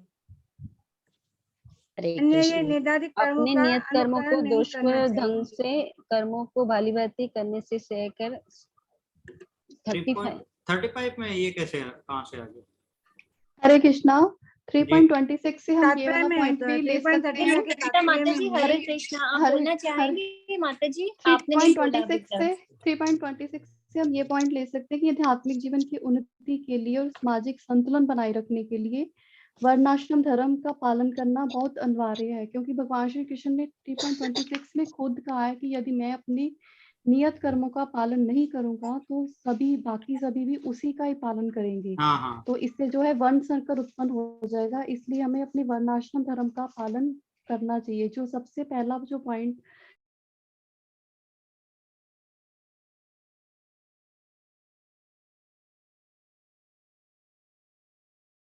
लग सकता है, ऐसे भाग्यशाली व्यक्ति को वैदिक कृष्ण भावना भावित होकर भक्ति भाव से अपने समस्त कर्म करता है। जी माता जी। तो ये दूसरे प्रश्न का ये कहाँ चल रहा है? वीडियो की आवाज आ रही है। प्लीज कर दीजिए। 3.5 में कि अपने नियत कर्मों को दोषपूर्ण ढंग से संपन्न करना ही अन्य कर्मों को भली करने से श्रेयस्कर होता है। कर्मों को करते हुए मरना पराये कर्मों में प्रवृत्त होने की अपेक्षा श्रेयस्कर है, अनुसरण होता है। यानी आपका नियत कर्म है अगर वो दोषपूर्ण तरीके से भी होता है तो दूसरे के अच्छे तरीके से किए हुए कर्मों से भी श्रेयस्कर होता है। ये 3.35 में बताया गया है। 3.35 हरे कृष्णा। ये कृष्ण माता जी। दूसरे प्रश्न का भी उत्तर इसमें दिया कि कृष्ण भावना अमृत स्तर तक पहुंचने के लिए शुद्धिकरण की प्रक्रिया आवश्यक है। अतएव संन्यास या कोई भी शुद्धिकारी प्रवृत्ति कृष्ण भावना अमृत का चरम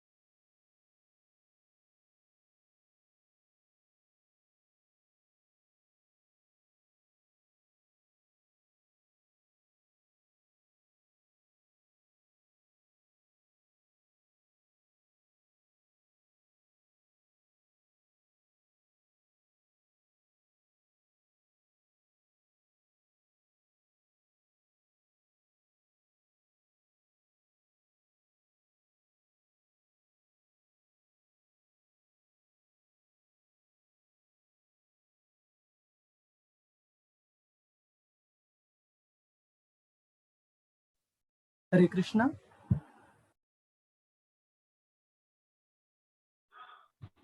हरे कृष्णा। हरे कृष्णा। हरे कृष्ण। आशा है आपकी जो चर्चा थी वो अच्छी हुई है, आपको समय सफिशिएंट मिला सारे मुद्दे चर्चा करने के लिए। जी प्रभु जी, हरे कृष्णा। बहुत सुंदर, बहुत अच्छा टाइम मिला और चर्चा भी अच्छी हुई हमारे ग्रुप के हिसाब से। देखिए, एक चीज बताई जाती है कि जो हम पढ़ते हैं, ऐसे कहा जाता है कि उससे जो हमारा आकलन होता है, जो समझ होती है, वो अराउंड एक 20-25% होती है। जब हम सुनते हैं तब और 20-25% ऐड होती है। लेकिन जब हम आदान प्रदान करते, चर्चा करते कृष्ण भावना के मुद्दों के ऊपर, तो हमारी जो समझ है वो काफी अच्छे से बन जाती है। तो ये जो भक्ति शास्त्री का एक अंग है, एक ग्रुप में, भक्तों के ग्रुप में चर्चा करना और जो मुद्दे हैं उनको नोट कर कर प्रेजेंट करना, ये बहुत बहुत महत्वपूर्ण अंग है भक्ति शास्त्री का। ठीक है, तो don't just take it as a group exercise. ये हमारे भक्ति में आगे बढ़ने के लिए, हमारी जो कृष्ण भावना में जो समझ है वो सुधारने के लिए भी बहुत काम आ सकता है। तो हम अभी शुरू करते हैं। आशा है आपके जो वॉलंटियर डिवोटीज हैं वो तैयार हैं हर एक ग्रुप से। तो मैं पहले जो ग्रुप 1 है, ब्रेकआउट रूम 1, उसमें थे आरती माताजी, दीप्ति माताजी, नेहा माताजी, निवेदिता माताजी, रजनी माताजी, संजय प्रभु एंड वंदना माताजी। तो इसमें से मैं भी 2 भक्तों को आप वॉलंटियर कर सकते हैं और मैं आपको कुछ चीजें प्रेजेंट करने के लिए कहूंगा और कुछ चीजों के लिए आपको मैं प्रश्न पूछूंगा। ठीक है, और हम इसका जो कंक्लूजन है, जो तात्पर्य है, वो सबसे अंत में हम चर्चा करेंगे। ठीक है, तो कौन कौन है? एक दीप्ति माताजी वॉलंटियर है ग्रुप 1 से, और नेहा आरती माता जी। Alright, 1 second. आरती माताजी, हरे कृष्णा। तो दीप्ति माताजी और आरती माताजी आप अनम्यूट कीजिए और आपको सबसे पहला प्रश्न है, तो आप में से कोई एक उत्तर दे सकता है। सबसे पहला हम प्रश्न देखते हैं। वर्णाश्रम धर्म का पालन किन परिस्थितियों में आवश्यक है? कौन से व्यक्तियों ने कब इस वर्णाश्रम धर्म को पालन करना चाहिए, किस स्थिति में? तो कोई भी एक आप दोनों में से अनम्यूट कर कर इसका उत्तर दे सकते हैं और जो उत्तर देंगे उसके बाद दूसरे भक्त को हम दूसरा सवाल पूछेंगे। जी प्रभु जी, हरे कृष्णा प्रभु जी, दंडवत प्रणाम। हरे कृष्ण, धन्यवाद। जी प्रभु जी, तो प्रभु जी हमने जो डिस्कशंस किए थे, हमने ये समझा है कि कब कब आवश्यक है। सबसे पहला कि ये इसलिए आवश्यक है, कभी कभी अनिवार्य होती है हिंसा करना भी, तो वो उसकी भी अपनी उपयोगिता है। जैसा कि हम पहले भी समझ चुके हैं कि अगर कोई शल्य चिकित्सक है, अगर वो किसी का इलाज करें तो वो उनको बचा रहे हैं, वो उनको बचाने के लिए कर रहे हैं। इसी प्रकार से धार्मिक हिंसा अनिवार्य है।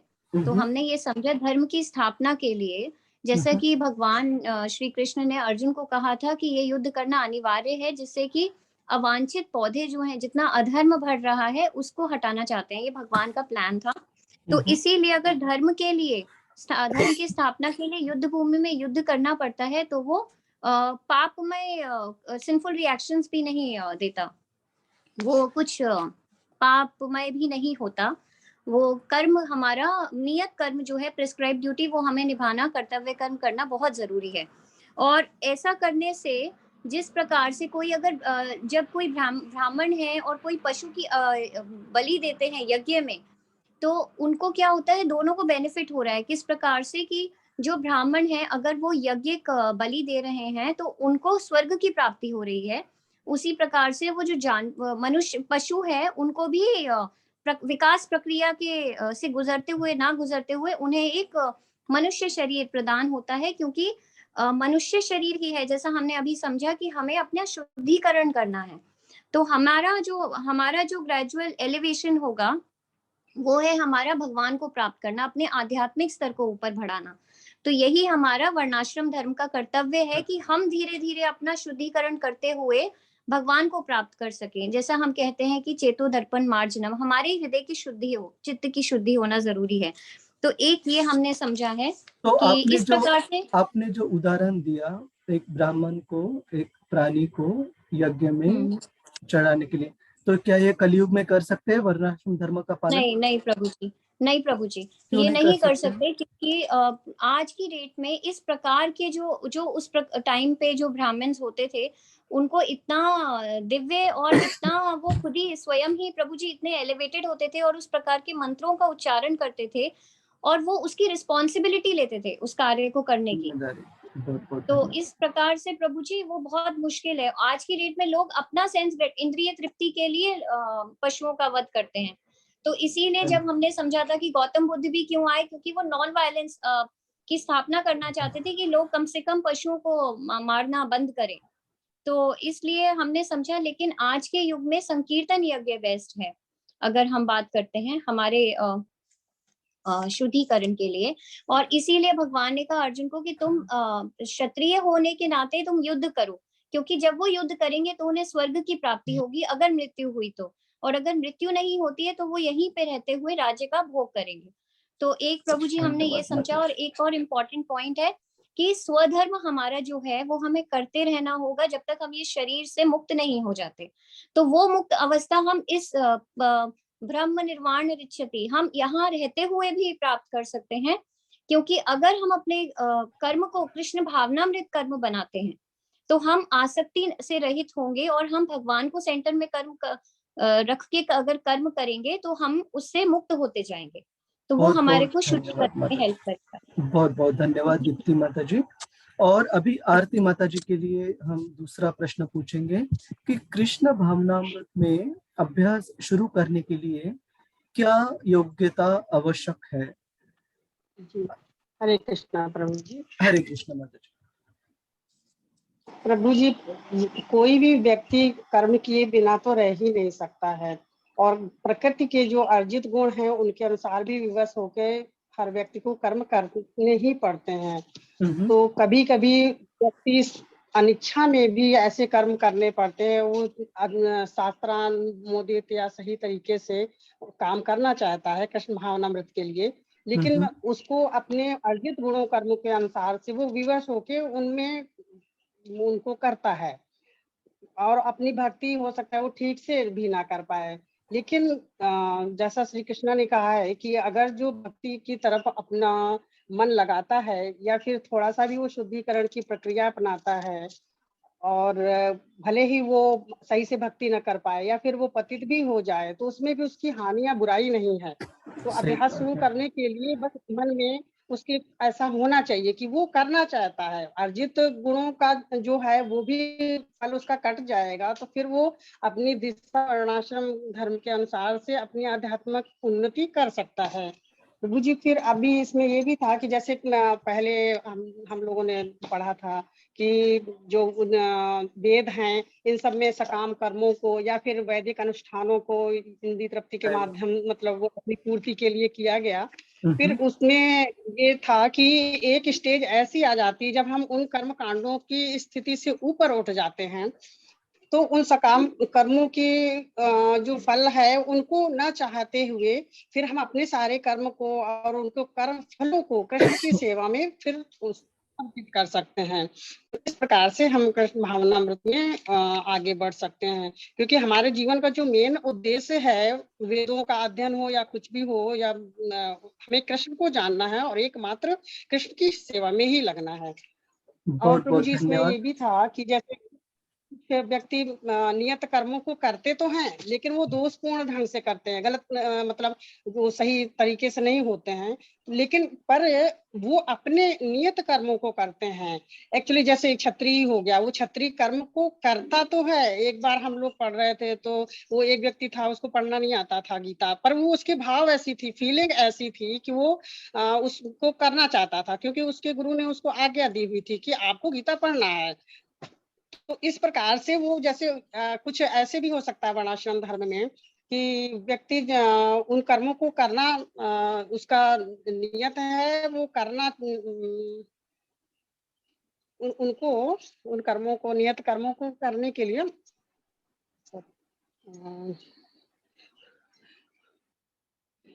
मतलब उन अपने कर्मों को उसके लिए करना, भले ही वो गलत तरीके से करता है, पर वो करना चाहता है और उसको करता है, बजाय इसके कि वो दूसरे जो कर्म हैं, या जैसे कि क्षत्रिय सोचे कि हम ब्राह्मण का कर्म करने लगे, तो वो उसको न करके अगर वो अपना ही नियत कर्म करता है, भले ही वो गलत तरीके से करता है, तो भी वो उसके अपेक्षा वो श्रेयस्कर होगा, क्योंकि अपना वो धर्म के अनुसार, गुण कर्म के अनुसार कर्म करता है। हरे कृष्ण प्रभु जी। बहुत बहुत धन्यवाद आरती माता जी और दीप्ति माता जी ग्रुप 1 से। अभी हम ग्रुप ब्रेकआउट रूम 2 ग्रुप 2 से डिवोटीज बुलाएंगे। जयमाला माता जी, पूनम बिंदल माता जी, शशि माता जी, श्वेता हंडा माता जी, श्री हरि प्रिया माता जी एंड करिश्मा माता जी। तो कोई 2 भक्त आप वॉलंटियर कीजिए ग्रुप में से।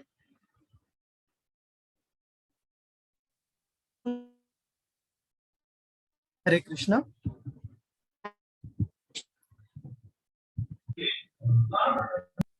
आवाज थोड़ी ठीक नहीं आ रही माता जी। हरे कृष्ण। श्री हरि प्रिया माता जी, हरे कृष्णा।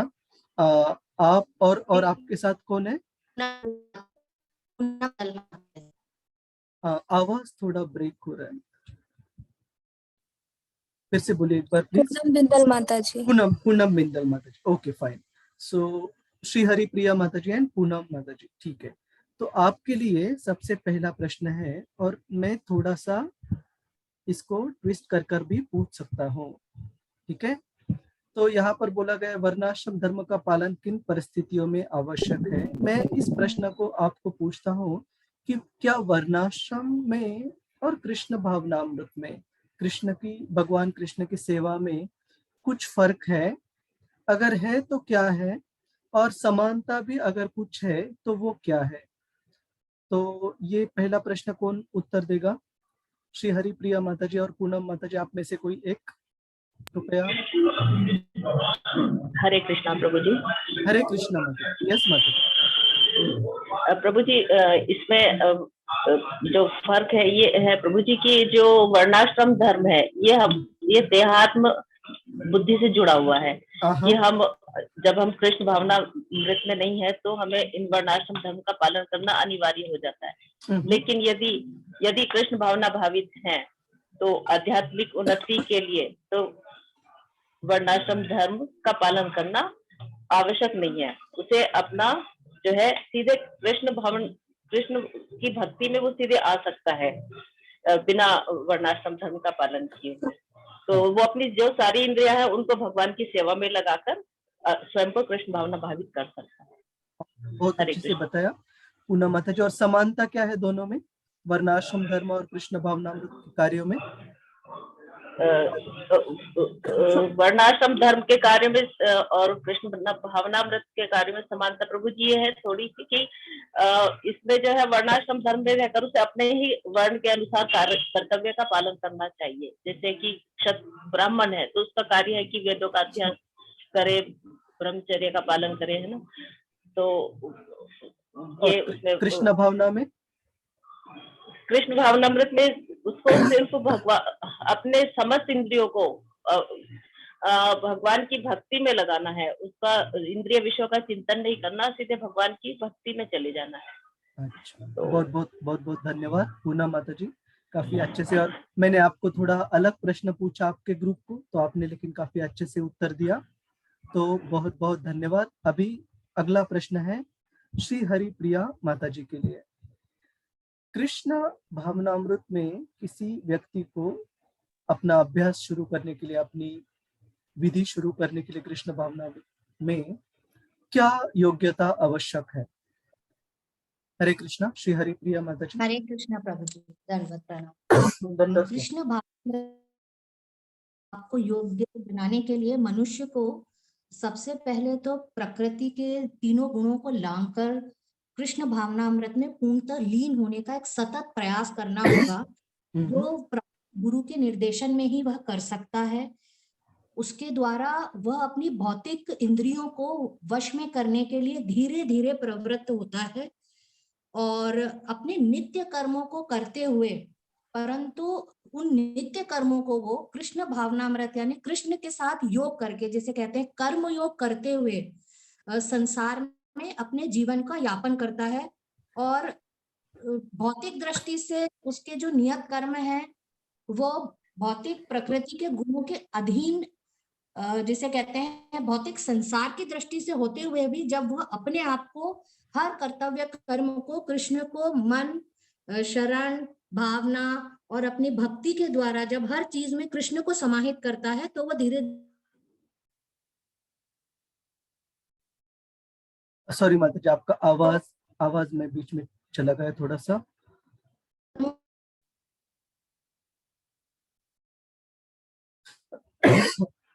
हरे कृष्णा, कोई कंफर्म कर सकता है? करिश्मा माता जी, आपको आवाज आ रहा है माता जी का ठीक से?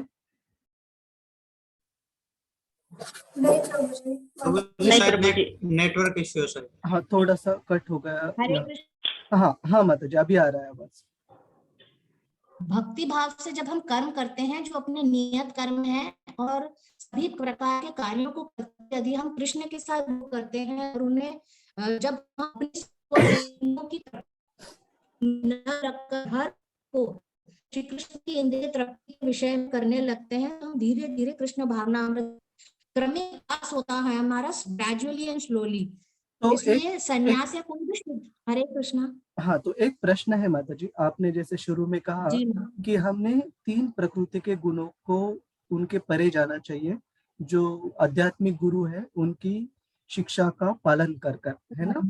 तो क्या हम बता सकते हैं, मैं अपने बारे में तो बिल्कुल बता सकता हूँ कि 3 गुणों के परे बिल्कुल नहीं हूँ, तो फिर कैसे शुरुआत करेंगे कृष्ण भावनामृत में अगर 3 गुणों के परे नहीं है तो? मुझे 3 गुणों के परे का मतलब ये है।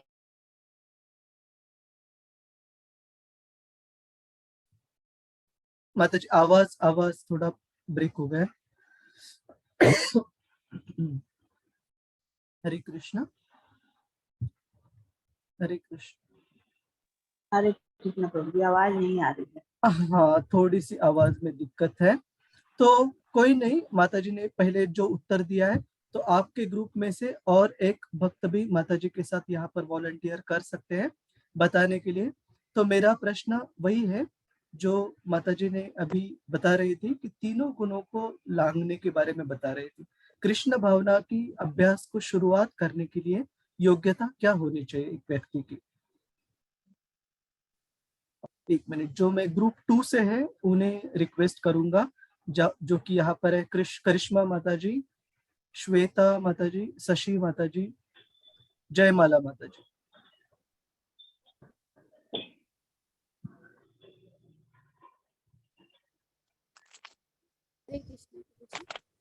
हरे कृष्णा, हरे कृष्णा।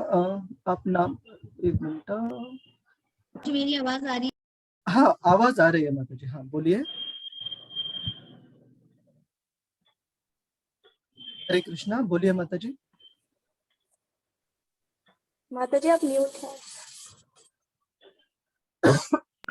हरे कृष्णा। हरे कृष्णा माता जी। यस श्री हरिप्रिया माता जी। एग्जाम्पल के लिए, जैसे हम शुरू में जब हम कृष्ण भावना अमृत से जब हमने शुरू में ज्वाइन किया था, इस्कॉन मैंगलुरु का, तो जैसे वहाँ पे रेगुलेटिव प्रिंसिपल्स थे और गुरुजी की जब हमारे शिक्षा गुरु NND प्रभु जी ने जैसे वो जो 4 रेगुलेटिव प्रिंसिपल्स है श्रील प्रभुपाद जी वाले हैं वो जो कराए, तो उससे ग्रेजुअली क्या होता है कि पहले हमें रजस और तमो की जो क्वांटिटी जिससे कहते हैं मात्रा, वो एक ज्यादा प्रकृति, हाँ वो क्वांटिटी ज्यादा थी। फिर हम जब उसको फॉलो करने लगे धीरे धीरे, तो गुरु के निर्देशन में जब हम वो करते हैं तो धीरे से हम उस चीज को डाइल्यूट फॉर्म में थोड़ा थोड़ा कम कर, यानी प्रपोर्शन चेंज होने लगता है प्रकृति के गुणों का, और हम धीरे धीरे जैसे कहते हैं तमस हमारे अंदर थोड़ा कम होता है, फिर रजस की जो कंटेंट थी वो थोड़ी कम होती है, और सतोगुण थोड़ा थोड़ा से जैसे कहते हैं अगर कुछ परसेंटेज भी बढ़ता है, तो वहीं से हमारी जो कृष्ण भावना अमृत की जो जिसे कहते हैं कि आध्यात्मिक जो जर्नी है वो स्टार्ट उसी लेवल से होने लगती है जब हम भगवान के साथ अपना योग करने लगते हैं, चैंटिंग करने लगते हैं और प्रभु गुरुजी के निर्देशन के अनुसार मंगला आरती अटेंड करते हैं, या ये तामसिक लहसुन प्याज या ये सब छोड़ते हैं, तो उससे जो ग्रेजुअल एक प्रोसेस होती है हमारी, उस प्रोसेस से रिलेशन में मैंने वो प्रयोग किया था। हरे कृष्ण। बहुत धन्यवाद। तो आपके उत्तर से मैं ये समझा कि कृष्ण भावनामृत अभ्यास में अगर शुरुआत करनी है तो हमें सबसे पहले जो हमारी जो भी पथ प्रदर्शक गुरु, जो भी शिक्षा गुरु है, उनकी जो उपदेश है, उनकी जो आज्ञा है, उनके निर्देशों का पालन करना चाहिए, उससे हम आगे बढ़ सकते हैं। ठीक है जी प्रभु जी। और अगर हम रंचमार्ग कृष्ण भावना भावित होते हैं किसी भी परसेंट, मतलब कोई भी लेवल पे, तो हम वैदिक विधियों की धीरे धीरे परवाह न करते हुए, क्योंकि पहले हम चैंटिंग करते हैं तो हम चैंटिंग में पहले हम दोष पूर्ण करते हैं, फिर दोष कम होंगे, फिर एक स्टेज बाय स्टेज ही हम आगे बढ़ेंगे। इसलिए एक निरंतर अभ्यास जिसे कहते हैं, सतत प्रयत्न करते करते धीरे धीरे ग्रेजुअली हम उस स्टेज पर पहुंच जाएंगे। बहुत बहुत अच्छे से बताया आपने श्री हरि प्रिया माता जी। और आप सारे भक्तों की जो अंडरस्टैंडिंग है, जो समझ है वर्णाश्रम धर्म के बारे में, वो भी काफी सही है। तो इसे कंक्लूड करने के लिए मैं एक उदाहरण देना चाहूंगा कि एक व्यक्ति है, वो पहले माले पर खड़ा है और उसको किसी इमारत, किसी बिल्डिंग के 10वें माले पर जाना है। तो 2 प्रकार के अलग अलग जाने के मार्ग है। एक प्रकार का मार्ग है कि वो सीढ़ी से चलकर भी जा सकता है, जिसमें हर एक सीढ़ी के एक एक स्टेप्स रहेंगे, है ना। तो ये जो वर्णाश्रम धर्म का पालन है, वो स्टेप बाय स्टेप, मतलब एक एक स्टेप लेकर अपने हृदय का शुद्धिकरण करते करते अपनी चेतना को ऊपरी स्तर पर लेकर जाना है, जिससे कि हम भक्ति योग का पालन कर सके, जिससे कि हम भक्ति योग में जुड़ सके अपने हृदय के शुद्धिकरण होने से। यहाँ पर भगवान कृष्ण 7वें अध्याय में भी यहाँ पर बताते हैं, चतुर्विधा भजन्ते माम जना सुकृति नो अर्जुना, कि भगवान कृष्ण की भक्ति करने के लिए एक लिमिट तक, एक प्रकार का शुद्धिकरण, एक प्रकार की सुकृति प्राप्त करना जरूरी है। इसके लिए भी आप कुछ एक्सेप्शंस मतलब हिंदी में क्या कहते हैं हम एक्सेप्शंस को? अपवाद प्रभु जी। हाँ, कुछ अपवाद आपको दिखेंगे, लेकिन जो नियम है वो सेम है कि शुद्धिकरण थोड़े मात्रा में होना जरूरी है, सुकृति थोड़े मात्रा में प्राप्त होना जरूरी है, ताकि भक्ति को हम प्राप्त कर सके। तो ये जो वर्णाश्रम धर्म है, आपने काफी अच्छे से बताया, काफी भक्तों ने, कि ये इसमें एक इंद्रिय स्तर पर है, एक जो कि व्यक्ति एक इंद्रियों के स्तर पर है, भौतिकवादी व्यक्ति है, उसको धीरे धीरे अपने हृदय का शुद्धिकरण करने के लिए स्टेप बाय स्टेप पहले माले से लेकर 10वें माले तक पहुंचने के लिए ये सीढ़ी उपलब्ध है, और इस सीढ़ी से वो आगे धीरे धीरे बढ़ सकता है। लेकिन ऐसे व्यक्ति जो कि इस 10 मालों के जो सीढ़ियां है, इससे चलने के बजाय कोई एलिवेटर, कोई लिफ्ट ले लेता है ना, तो वो एलिवेटर क्या करेगा, जैसे ही वो व्यक्ति अंदर जाएगा, 10th माले का जो भी नंबर है वो दबाएगा, तो वो एलिवेटर उसको तुरंत 1 मिनट के अंदर ही 10वें माले तक आराम से लेकर जा सकता है। तो ये जो भक्ति का जो पर्याय है, जो भक्ति का मार्ग है, वो एक वर्णाश्रम से अगर हमें कंपैरिजन करनी है तो सीढ़ी के कंपैरिजन से एक एलिवेटर या लिफ्ट को कंपेयर कर सकते हैं। तो भक्ति के मार्ग में तुरंत व्यक्ति की प्रगति हो सकती है, और श्रील प्रभुपाद जी इसके बारे में बहुत सुंदर तात्पर्य लिखते हैं, जो अब हम यहाँ पर एक साथ देखेंगे। ये 3.5 जो 5वां श्लोक है 3रे अध्याय का, इसमें आता है, तो हम एक बार इसे पढ़ते हैं।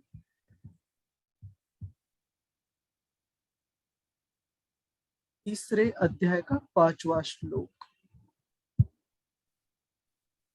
तो मैं एक भक्त से विनती करूंगा कि वो ये तात्पर्य मेरे स्क्रीन में पढ़ने के लिए वॉलंटियर करे। एक मिनट, कोई एक भक्त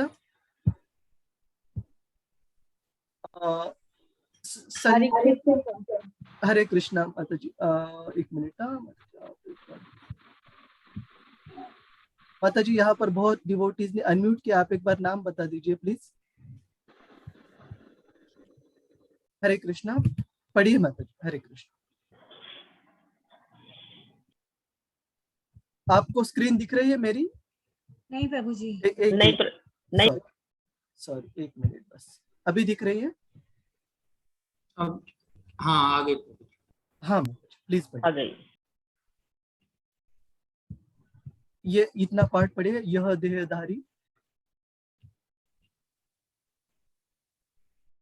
मैं पढ़ूं? हरे कृष्ण।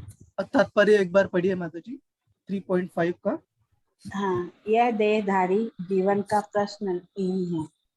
अपूर्ति आत्मा का यह स्वभाव है कि वह सदैव सक्रिय रहता है।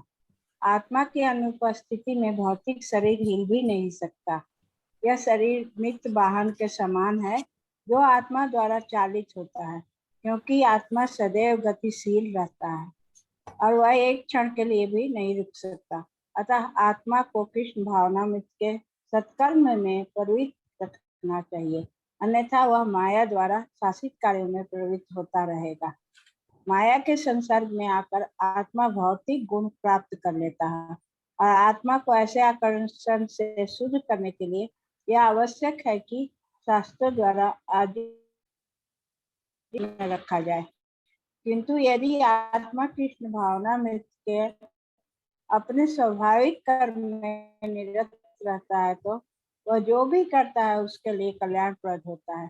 श्रीमद् भागवत 1.5 द्वारा इसकी पुष्टि हुई है। हाँ माता जी, तो अभी हम ये जो हम, हाँ माता जी, ये हम अभी जो 3.5 के तात्पर्य में से पढ़े, इसके साथ में अभी 335 का एक तात्पर्य है। वो अगर हम देखेंगे तो ये जो कंसेप्ट वर्णाश्रम की हम चर्चा जो कर रहे थे, श्रील प्रभुपाद जी बहुत आसानी से इससे बताते हैं कि ये वर्णाश्रम कौन सी व्यक्ति के लिए और भक्तों के लिए ये कैसे लागू अलग तरीके से होता है, जिसको हम दैवी वर्णाश्रम भी कहते हैं। तो यहाँ से एक बार पढ़िए माता जी। अतः मनुष्य को चाहिए, मैं पढ़ूं? अतः मनुष्य को चाहिए कि, ठीक है माता जी, अभी जिन्होंने वॉलंटियर किया था मैं पढ़ू करके पूछा था, एक आप जी बहुत बहुत धन्यवाद। हाँ हाँ, जय श्री कृष्ण प्रभु जी, दंडवत प्रणाम प्रभु जी। अतः मनुष्य को चाहिए कि वह अन्यों लिए निष्कर्मों की अपेक्षा अपने नित्य कर्मों को कृष्ण भावनामृत में करें। भौतिक दृष्टि से नित्य कर्म मनुष्य की मनोवैज्ञानिक दशा के अनुसार भौतिक प्रकृति के गुणों के अधीन आदिष्ट कर्म है। तो बस एक मिनट हम यहाँ पर ब्रेक लेंगे। तो श्रील प्रभुपाद जी लिख रहे हैं कि जो इस वर्णाश्रम के जो नियम है, वर्णाश्रम के जो धर्म बताए गए हैं, वो किस तरीके से नियत कर्म बताए गए हैं। अपनी जो मनोवैज्ञानिक दशा है, जो हमारी साइकोफिजिकल जो हमारा नेचर है, जो हम हमारे प्रकृति के जो भौतिक गुण है हमारे पहले कार्यों के हिसाब से, उससे हमें ये मनोवैज्ञानिक दशा प्राप्त हुई है और उसके अधीन जो कर्म होते हैं वो वर्णाश्रम में बताए गए हैं हमें शुद्धिकरण के लिए। लेकिन जो आध्यात्मिक जीवन में जो कर्म बताए गए हैं वो श्रील प्रभुपाद आगे के वाक्य में लिखते हैं। यस माता जी। आध्यात्मिक कर्म गुरु द्वारा कृष्ण की दिव्य सेवा के लिए आदेशित होते हैं, किंतु चाहे भौतिक कर्म हो या आध्यात्मिक कर्म, मनुष्य को मृत्यु पर्यंत अपने नित्य कर्मों में दृढ़ रहना चाहिए। अन्य के निर्धारित कर्मों का अनुकरण नहीं करना चाहिए। बहुत बहुत धन्यवाद। तो माता जी, तो यहाँ पर श्रील प्रभुपाद जी कह रहे हैं कि चाहे हम भक्त हो या साधारण कोई भौतिकवादी मनुष्य हो, साधारण भौतिकवादी मनुष्य के लिए कौन से कर्म बहुत करना बहुत जरूरी है, जो उसे मनोवैज्ञानिक दशा के अनुसार प्राप्त हुए हैं। लेकिन जो गुरु है, जो एक भक्त है, उसके लिए एक माताजी ने भी, जैसे श्री हरि प्रिया माताजी ने बहुत सही में कहा कि उसे आध्यात्मिक जो अपने कर्म है, अपने जो निर्देश है, वो गुरु से प्राप्त करके उनकी दिव्य सेवा से आदेशित जो भी निर्देश प्राप्त हुए, जो भी जो कार्य प्राप्त हुए, उसे अगर हम अच्छे से करेंगे, जिसके लिए श्रील प्रभुपाद जी उदाहरण देते हैं कि एक वर्णाश्रम धर्म में एक ब्राह्मण को अहिंसा का पालन करना रहता है, क्षत्रियों को धर्म का पालन करने के लिए कभी हिंसा का पालन करना पड़ता है। लेकिन जो व्यक्ति कोई कृष्ण भावना में हो, भक्ति में हो, उसके लिए श्रील प्रभुपाद जी उदाहरण देते हैं कि एक ब्राह्मण होते हुए भी क्षत्रिय धर्म की अगर कोई सेवा हो उसकी कृष्ण भावना में, तो उसको जरूर करनी पड़ेगी। उसी तरह से कोई क्षत्रिय भी क्यों ना हो, उसे अगर कोई ऐसी सेवा हो जिसके लिए ब्राह्मण का गुणों का इस्तेमाल करना हो, वो सेवा भी उसे उस व्यक्ति को करनी चाहिए। और जिसके लिए श्रील प्रभुपाद जी उदाहरण देते हैं विश्वामित्र मुनि का और परशुराम जी का। विश्वामित्र मुनि जो कि शुरू में एक क्षत्रिय थे, बाद में उन्होंने एक ब्राह्मण होकर अपनी शुद्धता प्राप्त कर ब्राह्मण होते हुए कार्य प्राप्त किए, और बाद में वो प्रभु रामचंद्र जी के गुरु के रूप में भी उन्हें स्तर प्राप्त हुआ। और जो परशुराम है, जो भगवान के अवतारों में से एक है, जो कि ब्राह्मण कुल में उनका जन्म हुआ था, लेकिन उनकी जो कर्तव्य थे, जो अपने शक्ति से मदमत जो पागल हुए जो क्षत्रिय थे कुछ, उनको शिक्षा प्राप्त करने के लिए उन्होंने क्षत्रिय धर्म का पालन किया ब्राह्मण कुल में जन्म होने के बावजूद। तो श्रील प्रभुपाद जी बताते हैं इसको दैवी वर्णाश्रम स्तर।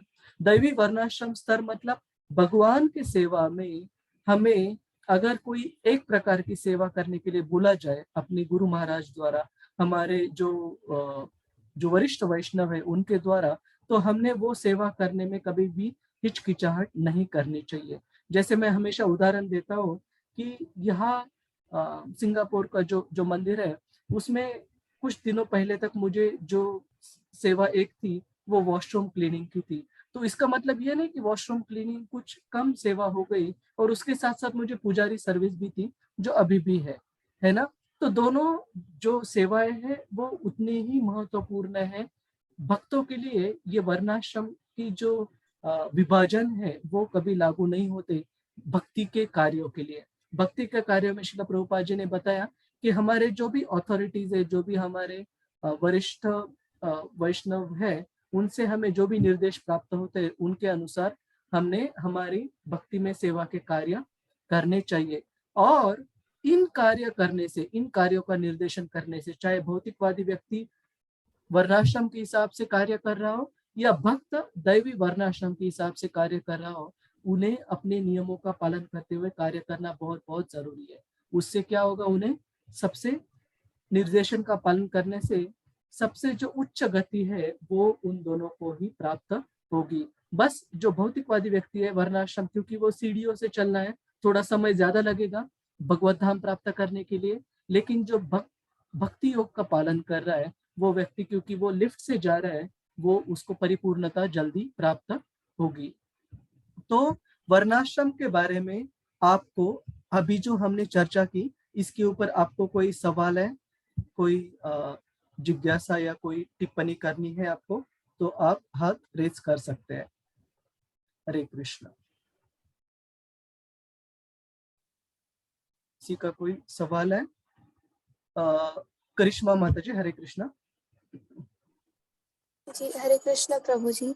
हाँ। प्रभु जी भक्ति में होते हैं, कृष्ण भावनामृत में होते हैं, तो फिर उन्हें वर्णाश्रम धर्मों का पालन करने की इतनी आवश्यकता नहीं होती है। तो जी अर्जुन भी तो भगवान के इतने बड़े भक्त थे, फिर उनको इतनी आवश्यकता क्यों पड़ गई, मतलब क्यों उन्हें ऐसा करना पड़ा? देखिए, अर्जुन को धर्म के लिए युद्ध करने के लिए क्यों उनको जरूरी था? केवल और केवल वर्णाश्रम अवस्था में एक क्षत्रिय धर्म का पालन करने के लिए केवल नहीं, लेकिन कृष्ण का आदेश होने की वजह से, है ना। क्योंकि कृष्ण 10वें अध्याय में अर्जुन को विश्व रूप जब वो दिखा रहे थे, तब उन्होंने ये दिखाया कि तुम इन योद्धाओं को जो अधर्म के तरफ से युद्ध करने के लिए यहाँ पर एकत्रित हुए हैं, तुम चाहे उनको मारो या नहीं मारो, ये यहाँ से वापस घर जाने वाले नहीं है, जीवित है ना। तो केवल भगवान कृष्ण के आदेश के अनुसार, भगवान कृष्ण की इच्छा के अनुसार अर्जुन ने अपने भक्त के रूप में धर्म का, या फिर क्षत्रिय के रूप में धर्म के युद्ध का पालन करने के लिए वो तैयार हो गए। लेकिन वो वर्णाश्रम, उसका जो मूल कारण था वो नहीं था, भगवान कृष्ण की इच्छा। और अर्जुन को भगवान कृष्ण अंततः 18वें अध्याय में ये भी बताते कि मुझे जो तुम्हें निर्देश देने थे, मुझे जो तुम्हें आदेश देने थे, वो मैंने निर्देश तुम्हें दे दिए। अभी तुम अपने डिस्क्रिमिनेशन, पावर ऑफ डिस्क्रिमिनेशन, अपनी सोच से सोचो कि तुम्हारे लिए क्या सही है, क्या उत्तम है, और उस हिसाब से तुम अपना कार्य करो। और अर्जुन कहते हैं करिष्ये वचनम तव। अर्जुन कभी ये नहीं कहते कि मैं मेरे वर्णाश्रम के हिसाब से मैं अभी पूरा कार्य करूंगा। अर्जुन कहते हैं कि आप जो मुझे निर्देश कर रहे हो, आप जो मुझे डायरेक्शन दे रहे हो, उस हिसाब से मैं अपना कार्य करूंगा। तो वो उनका मूल कारण था माता जी। ठीक है। और दूसरी बात यह कि भक्त होने का मतलब ये नहीं कि हम वर्णाश्रम को ऐसे छोड़ दे, क्योंकि वो भगवान कृष्ण ने बनाया है। लेकिन हमारे लिए कौन सी चीज उससे भी ज्यादा सुपेरियरिटी कैरी करती है, वो है हमारे गुरु के निर्देश। ठीक है। अगर हम हमेशा बोलते हैं कि अगर गुरु कहे कि आप पेड़ के नीचे रहो और अपनी भक्ति का पालन करो, तो हमें एक महल में रहना हमारे लिए इंद्रिय भोग हो जाएगा। और अगर गुरु कहते हैं कि आप महल में रहो, कृष्ण भक्ति का अच्छे से पालन करो, सबको अच्छे से उदाहरण बनाओ सबके लिए भक्ति का, तो हमें एक पेड़ के नीचे रहना मतलब हमारा इंद्रिय भोग हो जाएगा। तो ना तो हम पेड़ के नीचे रहने से आसक्त है, ना तो महल में रहने से आसक्त है। भगवान कृष्ण हमें भक्ति के लिए, और उनके जो रिप्रेजेंटेटिव मतलब उनके जो भक्त हैं, वो हमें भक्ति में जो भी निर्देश देते हैं, वो हमारे लिए स्वधर्म है। ठीक है करिश्मा माता जी। जी प्रभु जी। हरे कृष्ण। प्रभु जी एक और प्रश्न था। हाँ यस प्रभु जी, जैसे अगर हम कृष्ण भावनामृत में है तो करिश्मा माता जी आवाज थोड़ा ब्रेक हो रहा है आपका। हरे कृष्ण। ठीक है, शायद माता जी के कनेक्शन में कोई इशू है। तब तक हम दूसरा भी प्रश्न यहाँ पर लेते हैं। श्री हरि प्रिया माता जी, हरे कृष्णा। हरे कृष्णा प्रभु जी, दंडवत प्रणाम। दंडवत माता जी।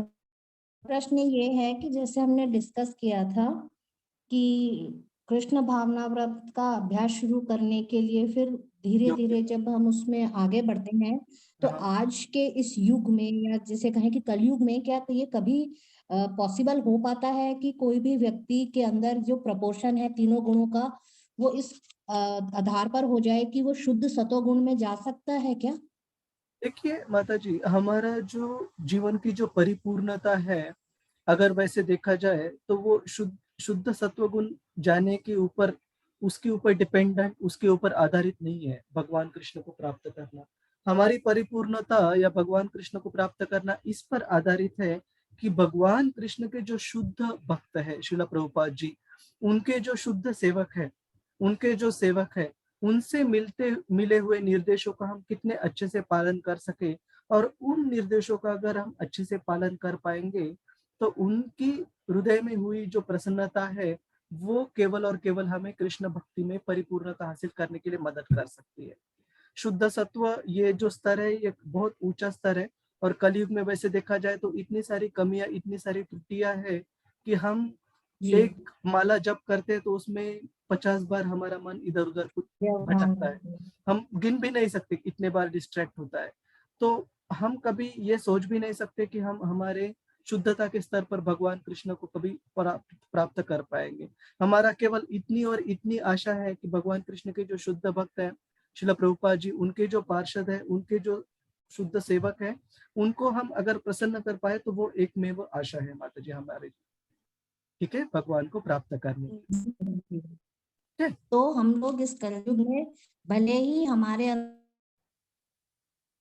तब भी हमें श्री कृष्ण की भक्ति योग के द्वारा हम श्री कृष्ण के अनन्य भक्त बन सकते हैं, इसका मतलब ये। हाँ, और भक्ति योग द्वारा, और उसमें से एक बहुत महत्वपूर्ण चीज है, हमें भगवान के भक्तों की सेवा करनी है। वो सेवा हमें ज्यादा जल्दी भगवान कृष्ण के को प्राप्त करने में मदद करेगी, है ना। इसका मतलब ये नहीं कि भगवत गीता नहीं पढ़नी, बिल्कुल पढ़नी है, लेकिन क्यों पढ़नी है? क्योंकि हमारे जो अथॉरिटीज है उन्होंने हमें कहा है भगवत गीता पढ़ने के लिए। श्रील प्रभुपाद जी की इच्छा है ये भगवत गीता हम अच्छे से पढ़े, इसके जो नियम है उसको समझे, उसका पालन करे, उसके जो निर्देश है उसको समझकर पालन करने की कोशिश करे। तो ये अगर हमारा उद्देश्य है, हमारा शुद्धिकरण जल्दी हो जाएगा माता जी। ऐसे नहीं कि ये भगवत गीता सारे के सारे श्लोक मुझे पता चल जाएंगे, तो पता होना भी मुश्किल है, उतनी बुद्धि नहीं है, और पता हो भी गए हैं, लेकिन अगर प्राइड मतलब अभिमान रहा तो भगवान कृष्ण को हम प्राप्त नहीं कर सकते। ठीक है माता जी। जी हरे जी कृष्ण। प्रभु जी, हरे कृष्णा। हरे धन्यवाद प्रभु जी। हरे कृष्ण। करिश्मा माता जी, आपका कनेक्शन कट ऑफ हो गया था, आप कुछ पूछना चाहती हैं? नहीं तो हम आगे बढ़ते हैं। और दीप्ति माता जी, हरे कृष्णा, अनम्यूट कीजिए। हरे कृष्णा प्रभु जी, दंडवत हाँ, प्रणाम। धन्यवाद। प्रभु जी मेरे 2 क्वेश्चंस हैं।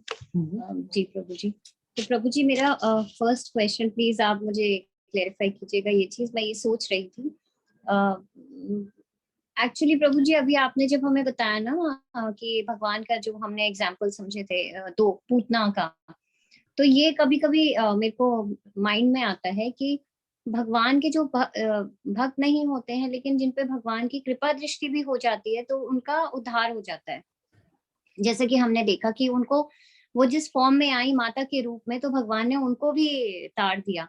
तो प्रभु जी, और फिर हमने ये समझा है कि, मैं प्लीज समझ बताइएगा प्रभु जी, कि जो ऐसे रहेंगे भक्त, भगवान उनको मुक्त करते हैं और वो ब्रह्म ज्योति में लीन होते हैं।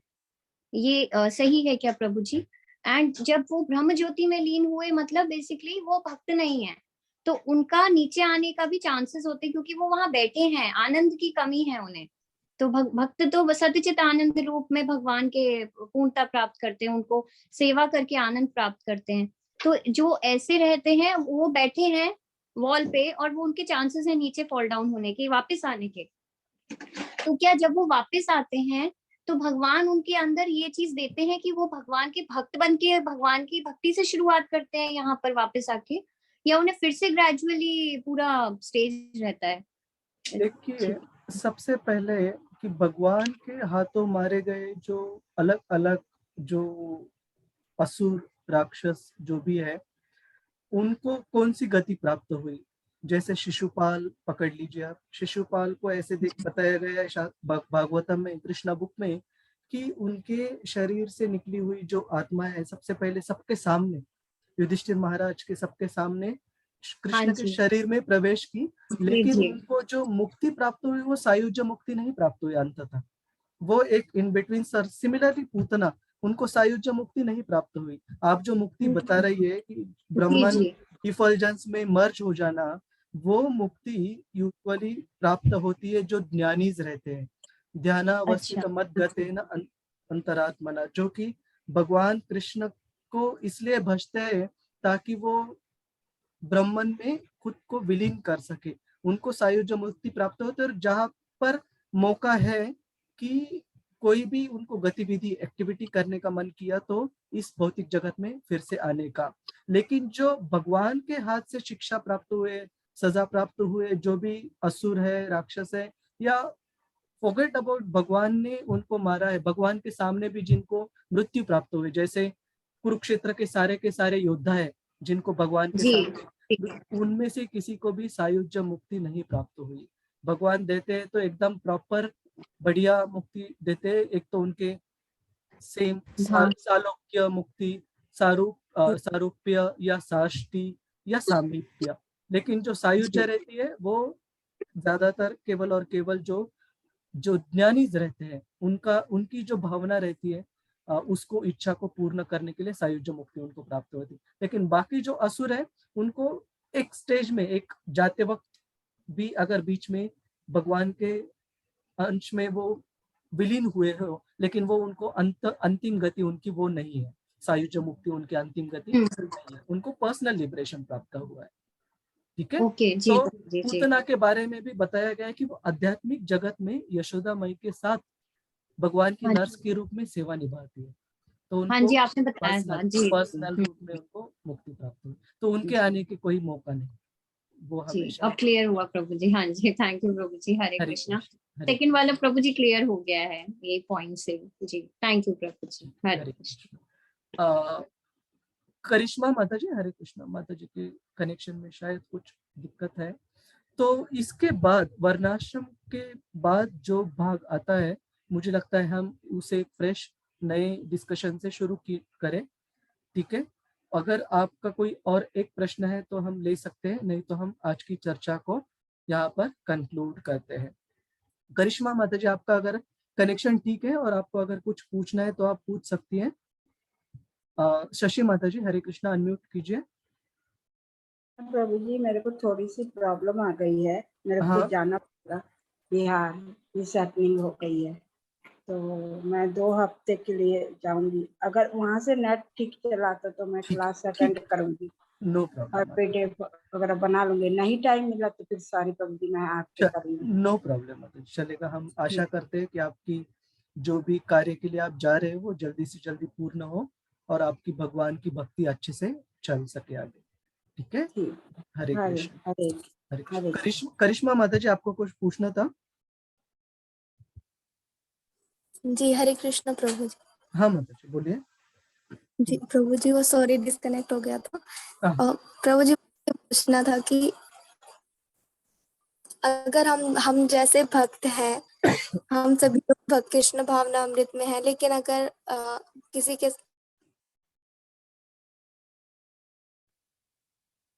माता जी आपका आवाज जा रहा है बीच में। हरे कृष्ण। या फिर आप टाइप भी कर सकती है, कोई नहीं, आप टाइप करके भी पूछ सकती है। हरे कृष्ण।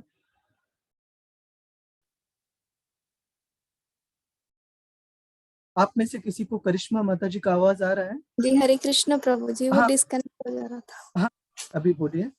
हाँ जी, तो प्रभु जी अगर किसी के साथ कुछ बुरा होता है, या फिर जैसे हम आजकल देख रहे हैं कि किस तरह से अगर हिंदू धर्म के साथ कैसे बर्ताव किया जाता है, तो हम उसके खिलाफ अगर आवाज उठाते हैं, या हम जो है मतलब उनको खत्म करने के लिए हम भी थोड़ा वायलेंस हो जाते हैं, तो ये गलत है एक भक्त के लिए? देखिए माता जी, प्रभु जी जो रिकॉर्डिंग बंद कर दीजिए। हाँ हाँ ठीक, 1 मिनट रुकिए बस।